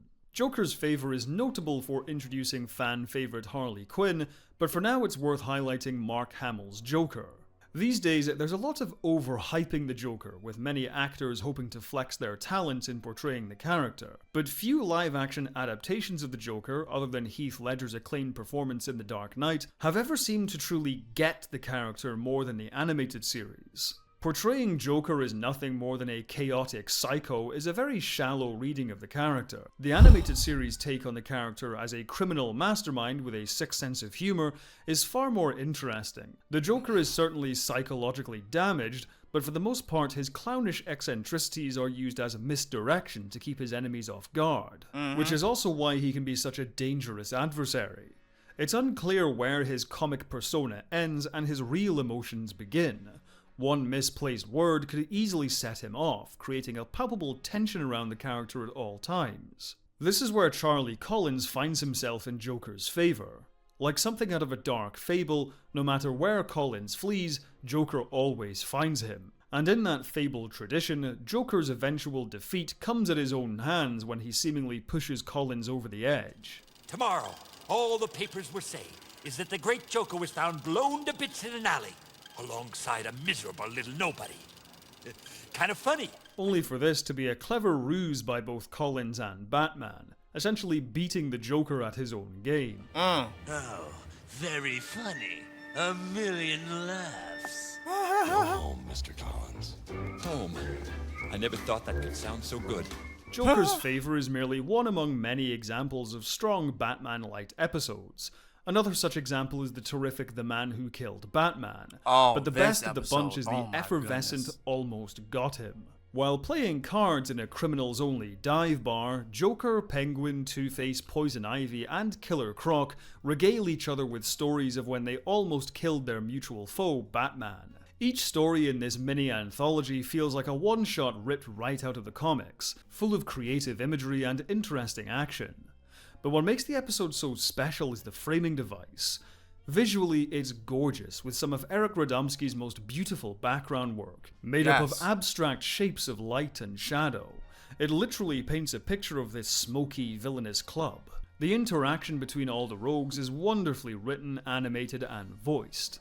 Never before had so many of Batman's villains shared the same scene in the series, with all of the regular voice actors giving bravura performances in their back and forths.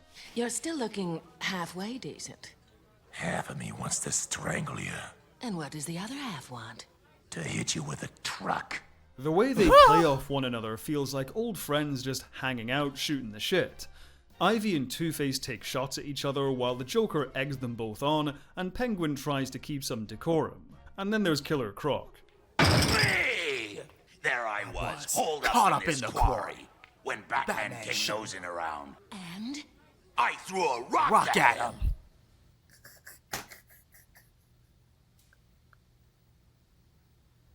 It was a big rock. The vocal I love that scene so much. I love that scene so much. It made me laugh so goddamn bad. To this very day, I will always remember that moment where he just, oh my god, mind you, that wasn't really Killer Croc. That was at that moment, but like, oh my god, that was funny. Performances are great on their own, but there are also loads of little fun details in the animation, like Joker sneaking a look at Two-Face's cards and always having an ace in his hand due to cheating. The revelation of the framing device being a sting operation so Batman can save Catwoman is yet another clever twist, providing one final bit of quintessential Batman action for the finale. This is Batman the Animated Series in its finest form. Almost got him.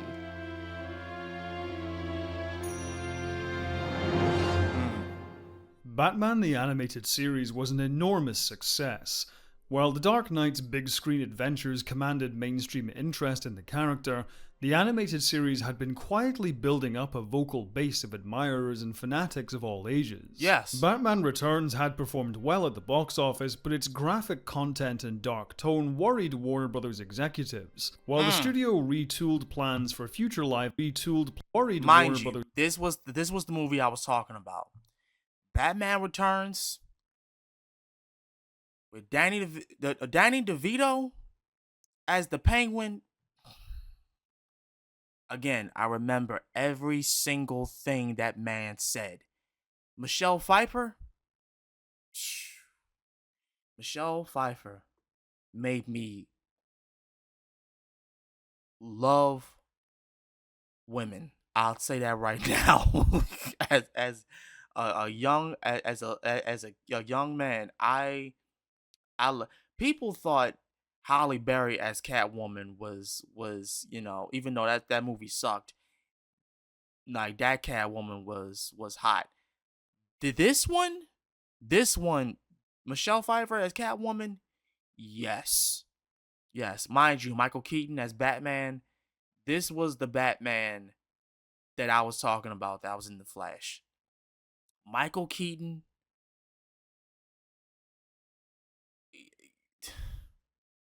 That's the Batman I know. That is the Batman that I know. Executives. While the studio retooled plans for future live-action Batman movies, there was an opportunity to keep the brand fresh with a slate of straight-to-video animated movies. So while still in production of the show, the animated series team were suddenly tasked with bringing their Batman into a feature film. Writer Paul Dini took the first stab at it, coming up with a story in which the inmates of Arkham Asylum put Batman on trial in the Ultimate Villain crossover. However, Dini realized the idea made Batman too static, as he would be captured for most of the runtime. Instead, the concept was used for a later episode in the series called The Trial. Alan Burnett, another writer for the series, devised the winning idea. Taking direct inspiration from Orson Welles' Citizen Kane, his story would recount an untold chapter of Batman's origin while introducing a new villain, bringing with it a phantom from Bruce Wayne's past. The creative team started production when Warner Brothers suddenly decided to give the movie a theatrical release with a $6 million budget. This left the team 8 months to complete the film on time. They went back over their initial scenes, which were created in Academy ratio, and filled in the sides to make it full frame. They also created a CG version of Gotham City to be used in the backgrounds. Wow. But due to the tight schedule, it was only used for the opening credits. Shirley Walker, the regular composer for the series, also lent her talents to the movie. Rather than repurposing Danny Elfman's theme again, Walker incorporated an original theme she had created for the show.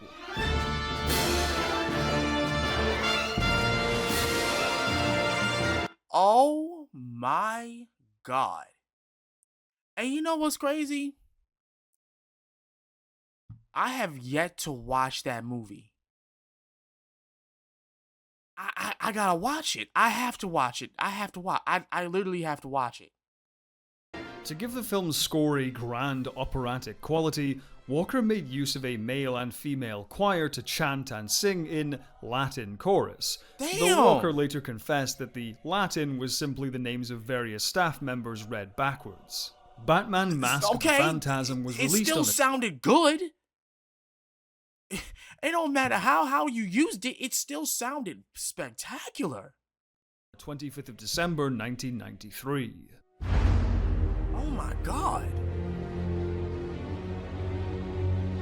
I won't beat around the bush here. Batman Mask of the Phantasm is my favourite Batman movie of all time. I loved it when I first watched it, and it only gets better every time I have to revisit watch it. As good as many of the live-action Batman movies are, none of them have had such a powerful and interesting take on the character as Mask of the Phantasm. The animation in the series was already great, but the extra budget allocated to the film and the efforts of the production team make Mask of the Phantasm truly stunning. Tim's character designs and Radomski's backgrounds have never been combined so beautifully. But it's Shirley Walker's score which has the biggest leg up on the series, which already had outstanding music. The opening theme is the most spot-on sonic evocation of the dark. Oh my God, look at that soundtrack art. Oh my God, that looks so good. Look at that art. That is so good. Knight ever made, far surpassing Danny Elfman's iconic theme.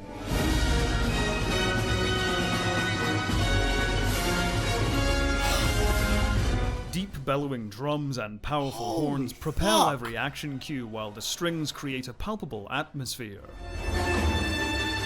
Yo, no. See. I can't listen to it anymore, and I haven't watched this movie yet. I cannot listen to. Dude, this is crazy. Oh, the score is appropriately ghostly and otherworldly for the Phantom. It sounds What?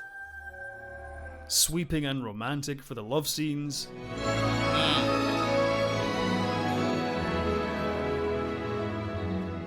And operatically bombastic for the climax.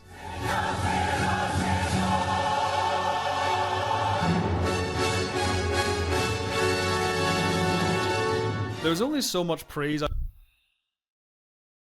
Is this shit on Amazon? I'm looking it up right now. Is this shit on Amazon? I don't care about nothing else. Is this shit on Amazon? Is this soundtrack on Amazon? Just tell me right now. Batman Mask of the Phantasm. The original soundtrack. Yes, it is. The whole thing is on here. The whole thing. Along with the DVD. Ultra HD. Ultra HD.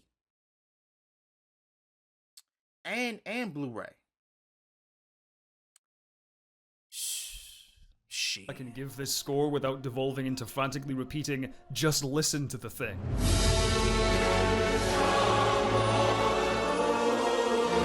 Bro. That is It is crazy. Walker's absolute masterpiece.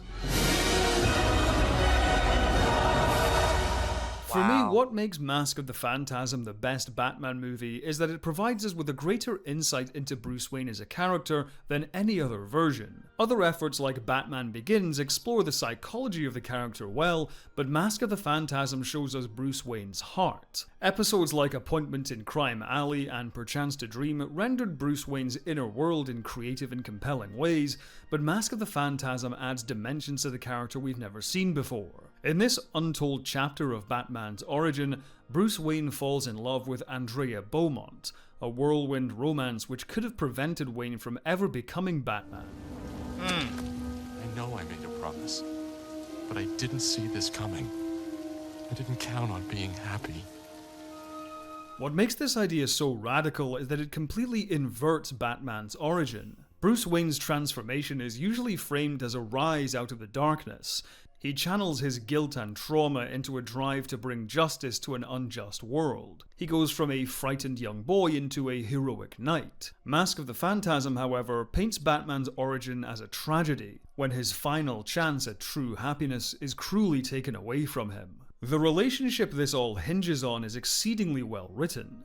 Dana Delaney, who voices Andrea Beaumont, instills the character with a classic Hollywood charm. She's one of the few people who can relate to Bruce on an emotional level, having lost her mother at a young age. It's just that when I talk to her out loud, I can imagine how she'd reply. I can hear her, like she's right there. The banter between them is rich with wit and poetry, as if lifted out of a Billy Wilder film. It's been 3 days since we met and still no calls. I figured you must be dead or something. You expect every guy you meet to call you up? The ones that are smart enough to dial a phone. They become each other's rock, the one bright spot to give them hope in an otherwise dark world. It all serves to make the sudden end of their romance authentically heartbreaking. The Phantasm then appears in the present as the figurative ghost of a better life the two could have had. Batman's life as a vigilante, contending against criminals and on the run from the police, pushes him to a more desperate place than ever before. Meanwhile, the Joker takes up residence in the ruin of the old World's Fair, the symbol of the future Bruce and Andrea hope to have. Mask of the Phantasm still packs in plenty of the action, spectacle, and humor we've come to expect from a Batman story, but its greatest strength is that more than any other movie, it makes Batman feel like a real human being. An extraordinary but fallible person with hopes and dreams he never saw realized. It's a moving story of heartbreak and loss, an operatic epic, deeply moving and tragically beautiful. I'm sorry. Do you want to be alone? I am. Damn. Mask of the Phantasm unfortunately failed to break even, grossing only $5.6 million at the box office. However, it did become popular on home I mean, of course. video and won widespread acclaim from critics. Of course. Did bad in the box office because people consider anime movies to be only for children, not knowing the adult theme and tone with a lot. And you know, that's honestly the real caveat to a lot of these animated films that come in the box office first and then get put on DVD and is loved there. A lot of adults fail to realize that just because it's targeted towards children doesn't mean that it's not for them. Doesn't mean that they can't go to watch it. Stuff like this is marketed for children, but it's the theme and the story is better for adults to watch. And this goes not just for this movie. It goes for a lot of children's targeted movies, animated movies that had a dark adult tone to them. That after a year or 2 years down the line, after it goes to DVD and adults pick it up and they see it, it's like, oh my God, why didn't I watch it in theaters? Because you were given the assumption that it wasn't for you.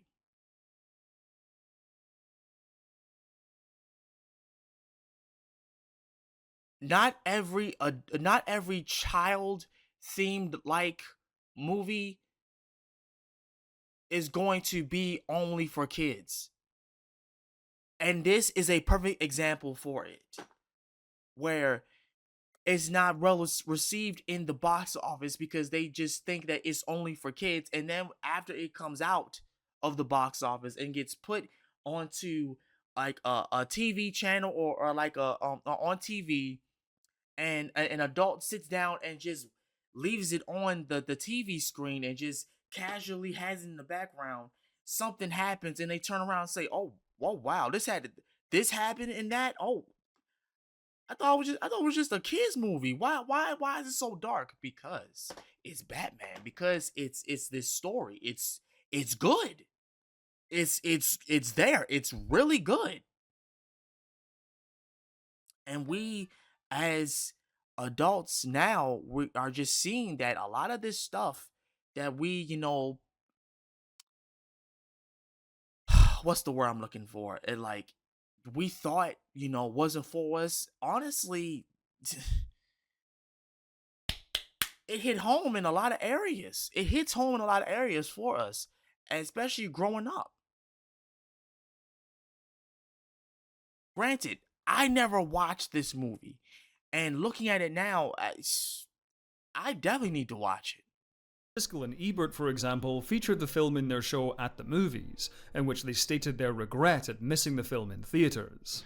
That's a scene from Batman Mask of the Phantasm, a Batman animated feature that was made in 1993, and Roger and I never reviewed it, and as far as I'm concerned, we made a big mistake because it's terrific. I think that the day is coming, and it's also happening with the Disney pictures, when adults are realizing that animation is not limited to an entertainment form for children. I'm right! I'm in the right! Thank you. He just said it. He literally just said what I just said. He literally just said what I just said. It's interesting that they really did have a story, more of a story than the movies. And the characters, and they pause, and they think, and they have feelings and motivations, and you get involved in it. Though not a big screen success, Mask of the Phantasm's home video sales led to further straight-to-DVD features like and this movie I was talking about, Batman and Mr. Freeze Sub-Zero. I need to watch that. I need to watch that as well. Mystery of the Batwoman, I also need to watch. Oh, there's so much stuff I need to watch. Oh my god. Batman and Mr. Freeze Sub-Zero and Mystery of the Batwoman. While neither of these movies managed to live up to Mask of the Phantasm, they are still solid Batman adventures full of the sharp writing and stunning animation characteristic of the series. Sub-Zero and Batwoman only fall short because Mask of the Phantasm sets such a high bar.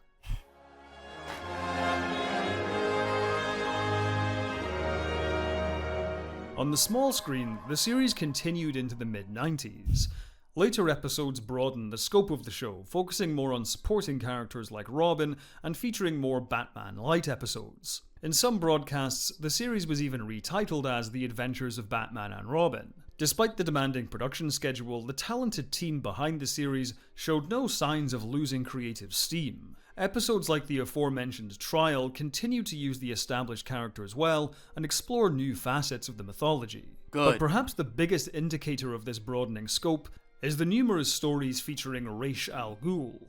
As the immortal international criminal mastermind, Batman's clashes with Ra's al Ghul take on the style of turn-of-the-century pulp adventure stories. Their travels often take them beyond the boundaries of Gotham to exotic locales fraught with danger and mysterious hidden corners of the globe. As a fan of the genre, I've always appreciated the Dark Knight's swashbuckling outings with Ra's al Ghul. The recent incarnation of Ra's al Ghul as the head of the League of Assassins feel like they barely scratched the surface of what's possible with this villain. The animated series also had the good fortune of landing British thespian actor David Warner to voice the part. Damn. Allow me to introduce myself. I am he who is called Ra's al Ghul. Now you know the thing that's also crazy about, animated shows, cartoon shows. Notice how he just talked about the movies representing this character compared to how they represented Ra's al Ghul in the cartoon series.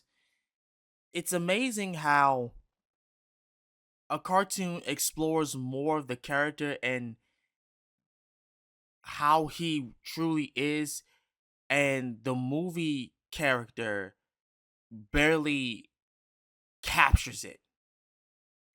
It's very crazy because you would think that, with as much people wanted these characters to be in live action, they fail in a lot of areas to bring this character out, to have the character be fleshed out the way it should be, versus how the character is in an animated series or in an animated movie, and it shines better because the character is fully fleshed out. But this is a cartoon. And I literally just said that, like, the way people interpret cartoons is that they think it's only for children, so they never see this character be at its peak comparing to how the character is in live action. And that is the biggest crime to ever happen in fictional media. It's the biggest crime ever. And it's a goddamn shame too. The Demon's Head. A casting which embodies the character's intelligence, cunning, and formidability. Well? Are you man enough to face your better? Through Ra's al Ghul, the series further expands the DC universe. In the episode Showdown, a flashback story takes us back to the Old West for a rollicking Jonah Hex story. As a fan of steampunk fiction, I've always had a soft spot for this episode. This is not the first or last opportunity the writers took to cross over Batman with another DC character. Previously, the magician Zatanna teamed up with the Dark Knight for a fun caper. While Zatanna's magical abilities are excluded from the episode, later the series goes full fantasy with a crossover with Etrigan the Demon.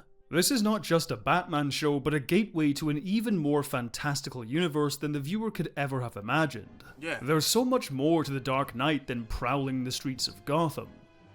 Back on those streets, however, Batman has another run-in with Poison Ivy in the episode House and Garden.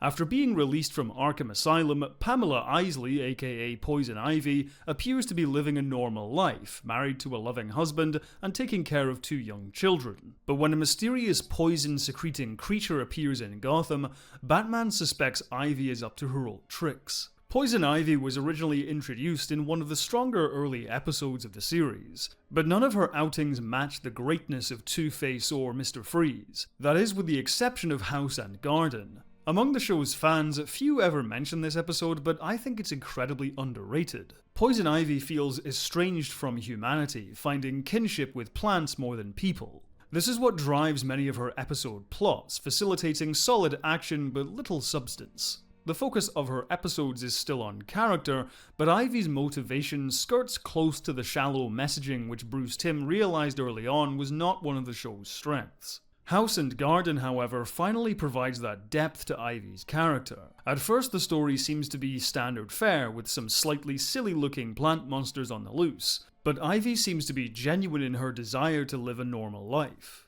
Batman? Good luck. You too, Mrs. Carlyle. But as the mystery unravels, the episode takes a sharp left turn into some truly disturbing territory. Mommy. No. It isn't possible. Mommy. No. No. Mm-mm. Mm-mm. No. No. No. No. No. No. Hell no. No. No! Mommy? Mommy? With this horrific twist,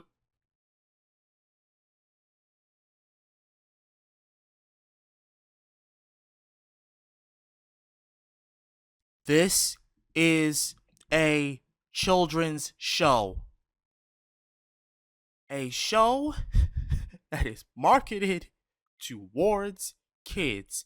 And this is disturbing out the ass.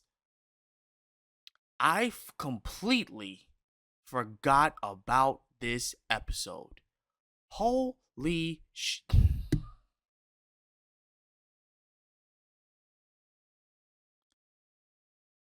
Again, this goes right into what I just said. It goes right into what I just said, bro. You cannot judge, just write something off because of the fact that it's an animated thing. There's so much that we miss, so much good stuff that we miss, and it's literally within an animated media. Oh my God. Mommy? with this horrific twist, the truth of Ivy's character is revealed. Though she despises mankind, on some level she's still seeking human connection. Her ecological crusade is driven by hatred, but also a longing to be loved, and to love in return. For what it's worth, I believed her. When she told me for the first time in her life, she was happy. Wow. Later in the season, the writers once again flexed their talent for creating original characters in the episode Baby Doll. Oh, I Baby remember Doll this is one of the though. most unique and interesting characters the writers created for the show. As a former sitcom star, Mary Dahl suffers from a rare disease which stunted her aging. Her eponymous episode sees her kidnap her former co-stars to relive the glory days, a dream which is shattered by Batman. Like many of the best episodes, Baby Doll evokes a great deal of sympathy for its villain. Unlike Batman's other rogues, Mary Dahl has no larger goal beyond recreating her old show. There's no master plan to wreak havoc on Gotham or destroy any institutions. Life simply dealt her a bad hand, and her best chance at happiness was ruined partly by her own ego. It was hard for me out there. I studied and trained and auditioned, but no one wanted me. Over the years, I remembered how happy I was with all of you around me and the folks at home watching me each week. Me. baby doll. The episode is almost Tim Burton-esque in its blend of innocent, child-friendly imagery and violence. A nightmarish tale which makes the viewer feel for its antagonist on a level no other villain-centric episode of the show ever quite managed to do. I didn't mean to.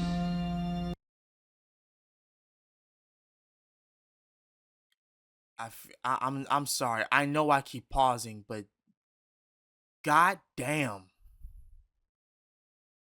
When an episode really, again, this goes right back to the conversation that I had with Daniel.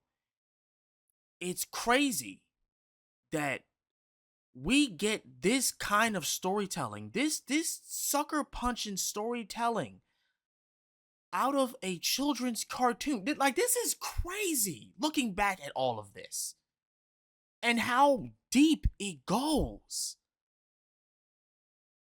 To seeing a child star with a rare disease coming to the fact that she'll never grow up and everybody else is gonna grow old and just move on without her. Meanwhile, she's stuck in time.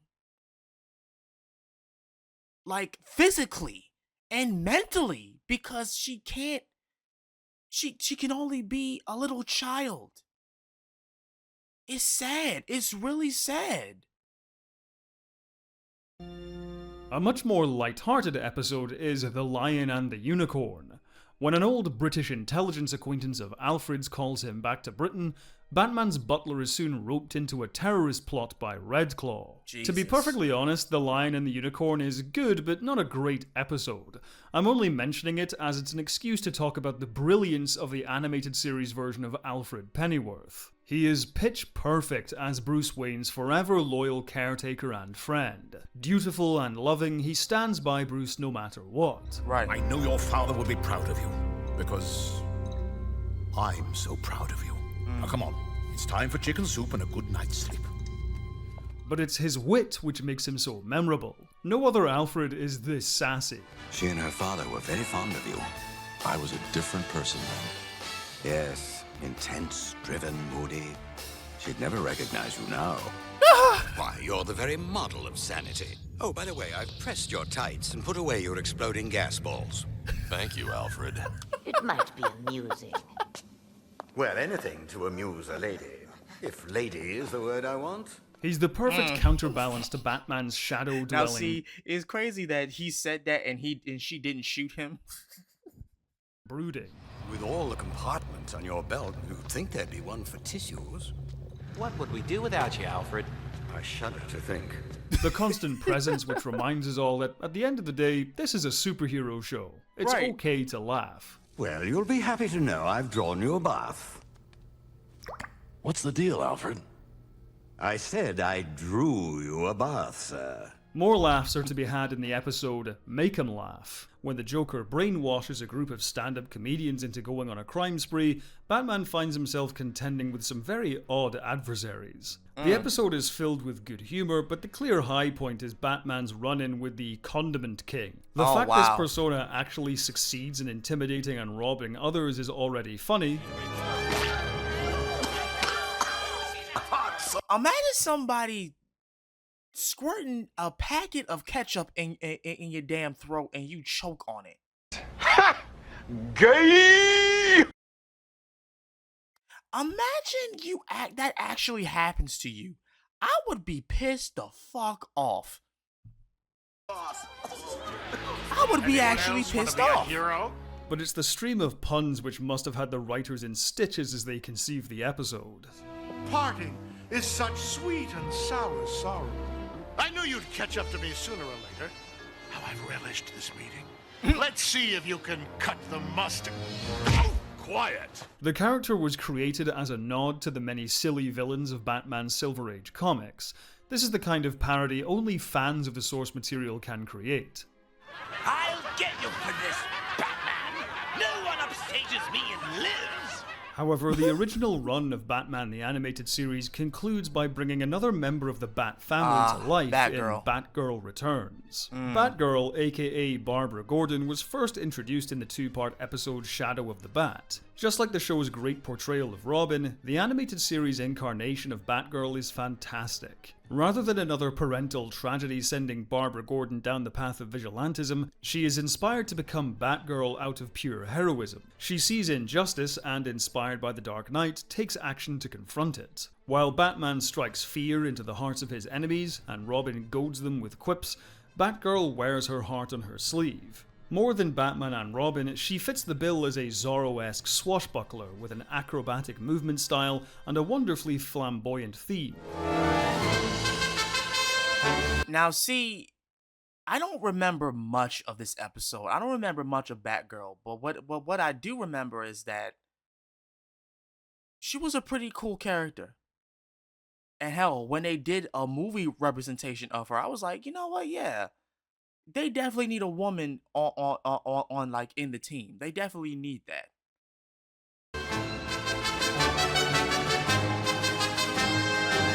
In Batgirl Returns, the title character teams up with Robin and Catwoman to track down a stolen jade statue while Batman is out of town. It's an entertaining street-level adventure full of the show's robust action scenes, bristling dialogue, and top-quality animation and voice acting. As the final episode produced, the show doesn't bow out with a grand finale, but Batgirl's successful sophomore outing bodes well for the future of Gotham City.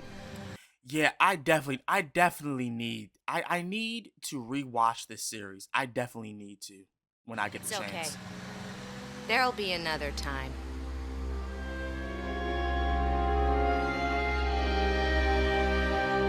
Batman the Animated Series ended its original run in 1995, but the DC Animated Universe was just beginning. The following year saw the debut of Superman the Animated Series, created by the same production team. Though not as groundbreaking as Batman series, Superman the Animated Series was another success, boasting healthy ratings and critical praise. As the Man of Steel continued his small-screen adventures, Bruce Timm et al. Turned their attention back to The Dark Knight, when Warner Bros. Asked for a new Batman show to run alongside Superman. Titled The New Batman Adventures, the series is often folded into Batman the Animated Series as the final season, as it is a direct continuation of that show. However, to make it more cohesive with Superman, the creative team revamped the art style.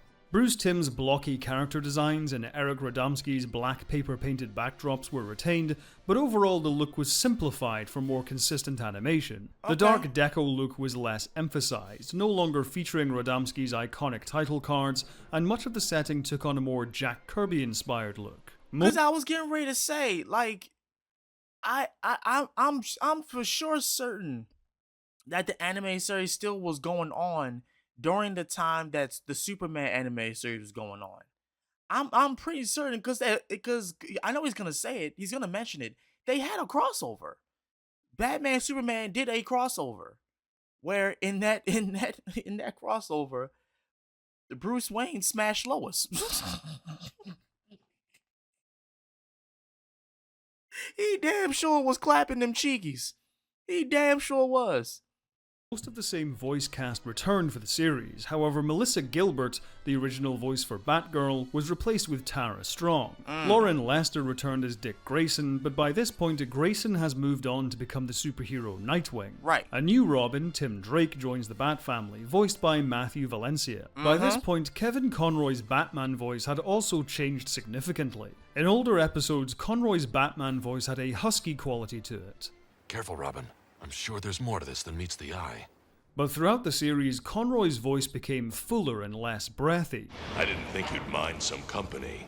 In the new Batman Adventures, the voice has lost all trace of its earlier grit, instead solidifying into a commanding baritone. Joker's got the bomb and he's gonna use it tonight. In my opinion, this is most certainly a change for the better, and likely helped Conroy perform as the character for as long as he did without... Hell yeah. I honestly, I still, if I couldn't even point it out if you asked me to. I really couldn't. Like, it's still Kevin Conroy, so we still love it, right? Damaging his vocal cords. The character Right. design changes are a mixed bag, however. For the most part, the Bat family are all very successful, Batgirl especially with her black and yellow colour scheme. Most of the villains are simply refined in some way, with simpler, bold line work. Joker, however, is too simplified, with black, lifeless eyes and missing lips. He looks a little too much like Freakazoid for my liking. The worst redesign has to be Catwoman, though. She looks far too Freakazoid was my man. Okay, Freakazoid was my guy. young, like a child dressed up in a Halloween costume, as opposed to the seasoned criminal who can equal Batman. Adrian Barbeau's voice simply doesn't match this look. The best redesign, though, has to be Scarecrow. What previously looked like a cheap Halloween costume is turned into pure nightmare fuel. The character also sees a change in voice actor, with Jeffrey Combs taking over from Henry Pollock II. Some regard the new Batman Adventures as the weakest season of Batman the Animated Series. Due to the loss of the Art Deco title cards, redesigned characters, and more abundant action, some have accused this era of being more kid-friendly than the classic run of the show. This perception isn't helped by the new Robin, Tim Drake. While Dick Grayson hovered around his late teens, early 20s, Tim Drake is most certainly a child, perhaps meant to appeal to younger viewers of the show.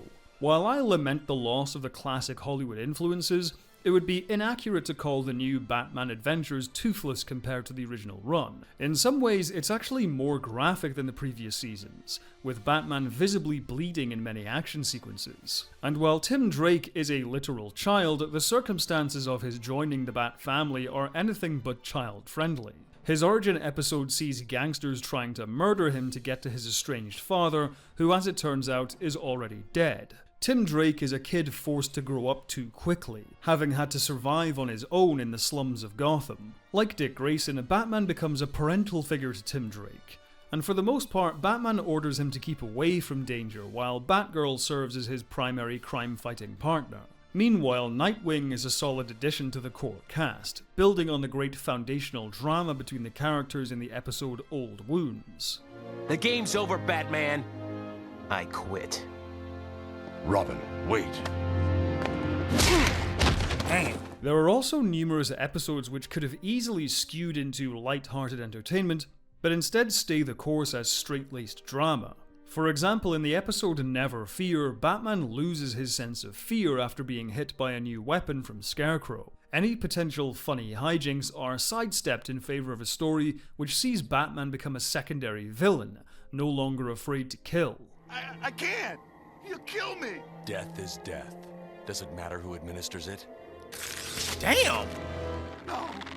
No! The episode Over the Edge is another good example. Though the ending is a disappointing cop-out, playing out the scenario where Batman's secret identity is blown and he's on the run from the police and Bane carries an appropriate level of intensity. In the moment, it's a shocking and dramatic half hour. However, if there's anyone who still doubts the new Batman Adventures as a worthy continuation of the original show, look no further than the episode Mad Love. Reeling from another botched attempt at killing Batman, this episode. Oh god, yeah. Oh my god, yeah, I remember this episode. This was bad. This was... Oh Lord. See Harley Quinn's origin in flashback as she tries to please Joker by finally defeating the Caped Crusader. Of all the original characters created for Batman the Animated Series, Harley Quinn has had the biggest impact by far. Yes. The character was conceived mostly by Paul Dini for the episode Joker's Favor, intended as a one-off henchwoman for Batman's arch-nemesis. While at college, Dini made friends with comedian and actress Arlene Sorkin. After seeing her play a court jester in a dream sequence in an episode of Days of Our Lives, he knew she'd be perfect to voice the character. I'm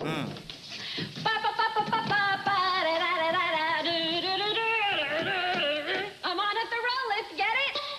Following her debut episode, Harley Quinn exploded in popularity almost immediately, which caught the production team completely by surprise. In almost every subsequent Joker episode, Harley Quinn became a mainstay villain/anti-hero.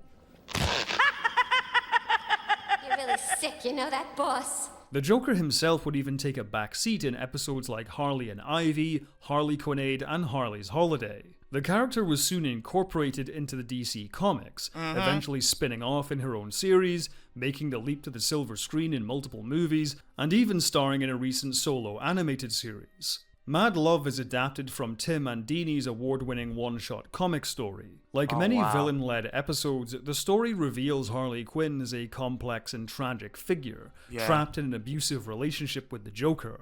The content of the episode pushes so-called kids' entertainment to its absolute limit in its portrayal of domestic violence.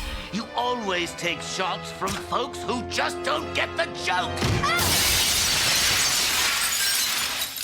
For all of the Joker's elaborate villainous plots, nothing is quite as disturbing as his treatment of Harley. My fault. I didn't get the joke. Kids film. Not kids film, kids show. Kids show. And he pushed her out of a damn building window. Thankfully, she fell on boxes, but Lord, that could have killed her. Mind you, he's pushing her off of tables. He's slapping her.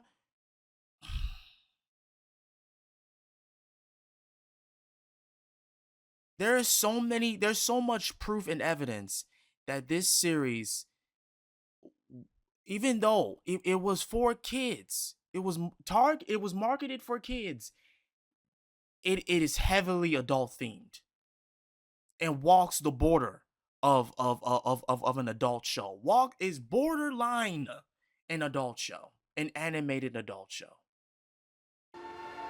It's a story which brings these comic book characters far closer to reality than perhaps we'd like. The new Batman Adventures ended its run after a single season, bringing the solo adventures of this Batman to an end. The final episode produced is the rather underwhelming Judgment Day, but the broadcast order ended the series on a high note with Mad Love. However, as we bring this retrospective to an end, I'd like to highlight another episode, Legends of the Dark Knight. In the story, a trio of kids wander Gotham streets at night, regaling each other with stories of what they think Batman is like. It's an amusing anthology paying tribute to various comic stories and art styles, from retro kids' entertainment.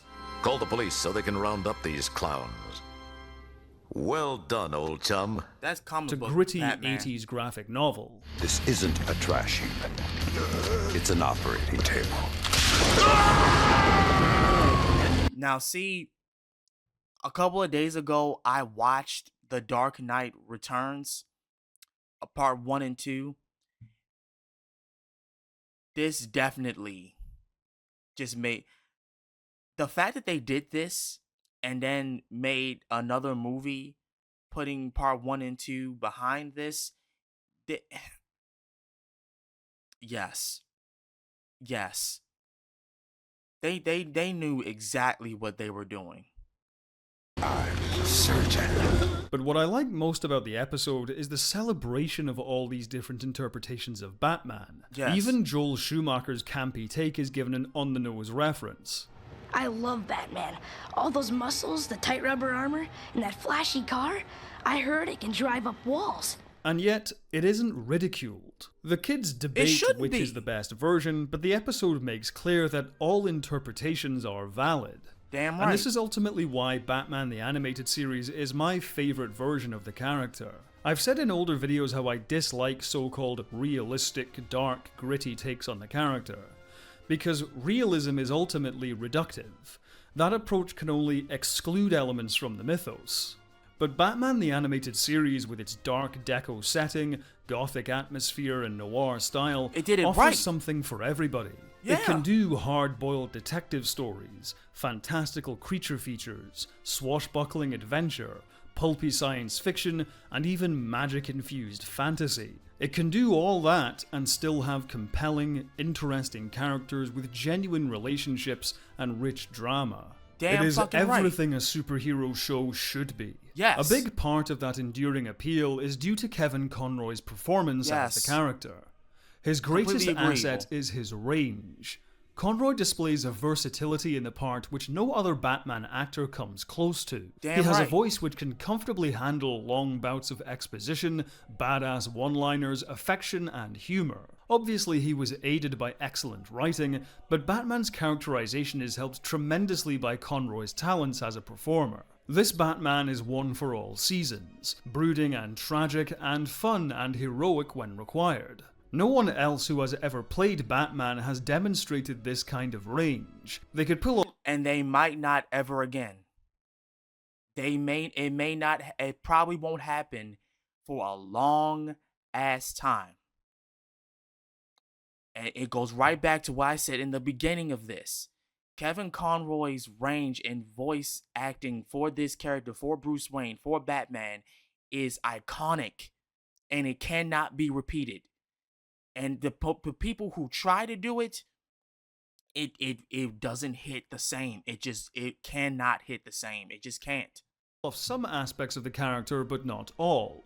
But crucially, Conroy's Batman is a fun character. Yes. He is playing a superhero after all, something his live-action counterparts would do well to remember. Right. This is why Conroy's Batman is essentially immortal, timeless, and exists beyond the confines of the show. Completely Conroy agree. reprised the role for multiple movies, shows, video games, and Yes. even live-action television, cementing his status as the voice of Batman. His Batman feels as though it has always existed and always will exist, on the pages of comic books, the flicker of TV screens, and in the hearts of everyone who loves Batman.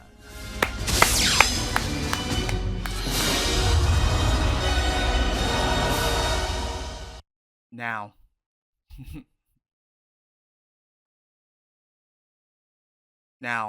the question that I should have that is on my mind now, with giving all of this information and giving the fact that Rowan J. Coleman, shout out to him again for making this video, given the fact that he said all of that,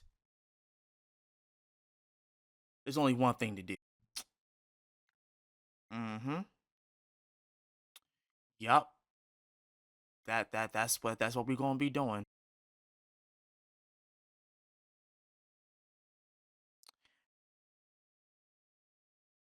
I don't regret it at all. Batman the Animated Series is a must watch. For those who wonder why Kevin Conroy and his work is loved so much, watch that series and you'll know why.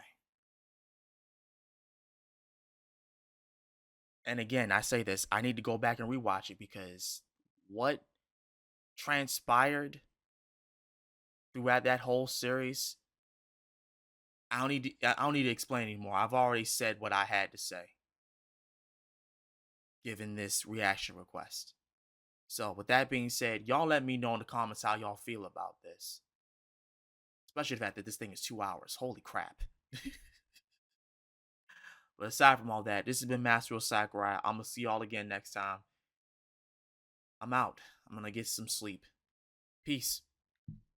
You're not Batman! Batman, you're Batman! I'm Batman! Come on, Batman, let's play! Come on!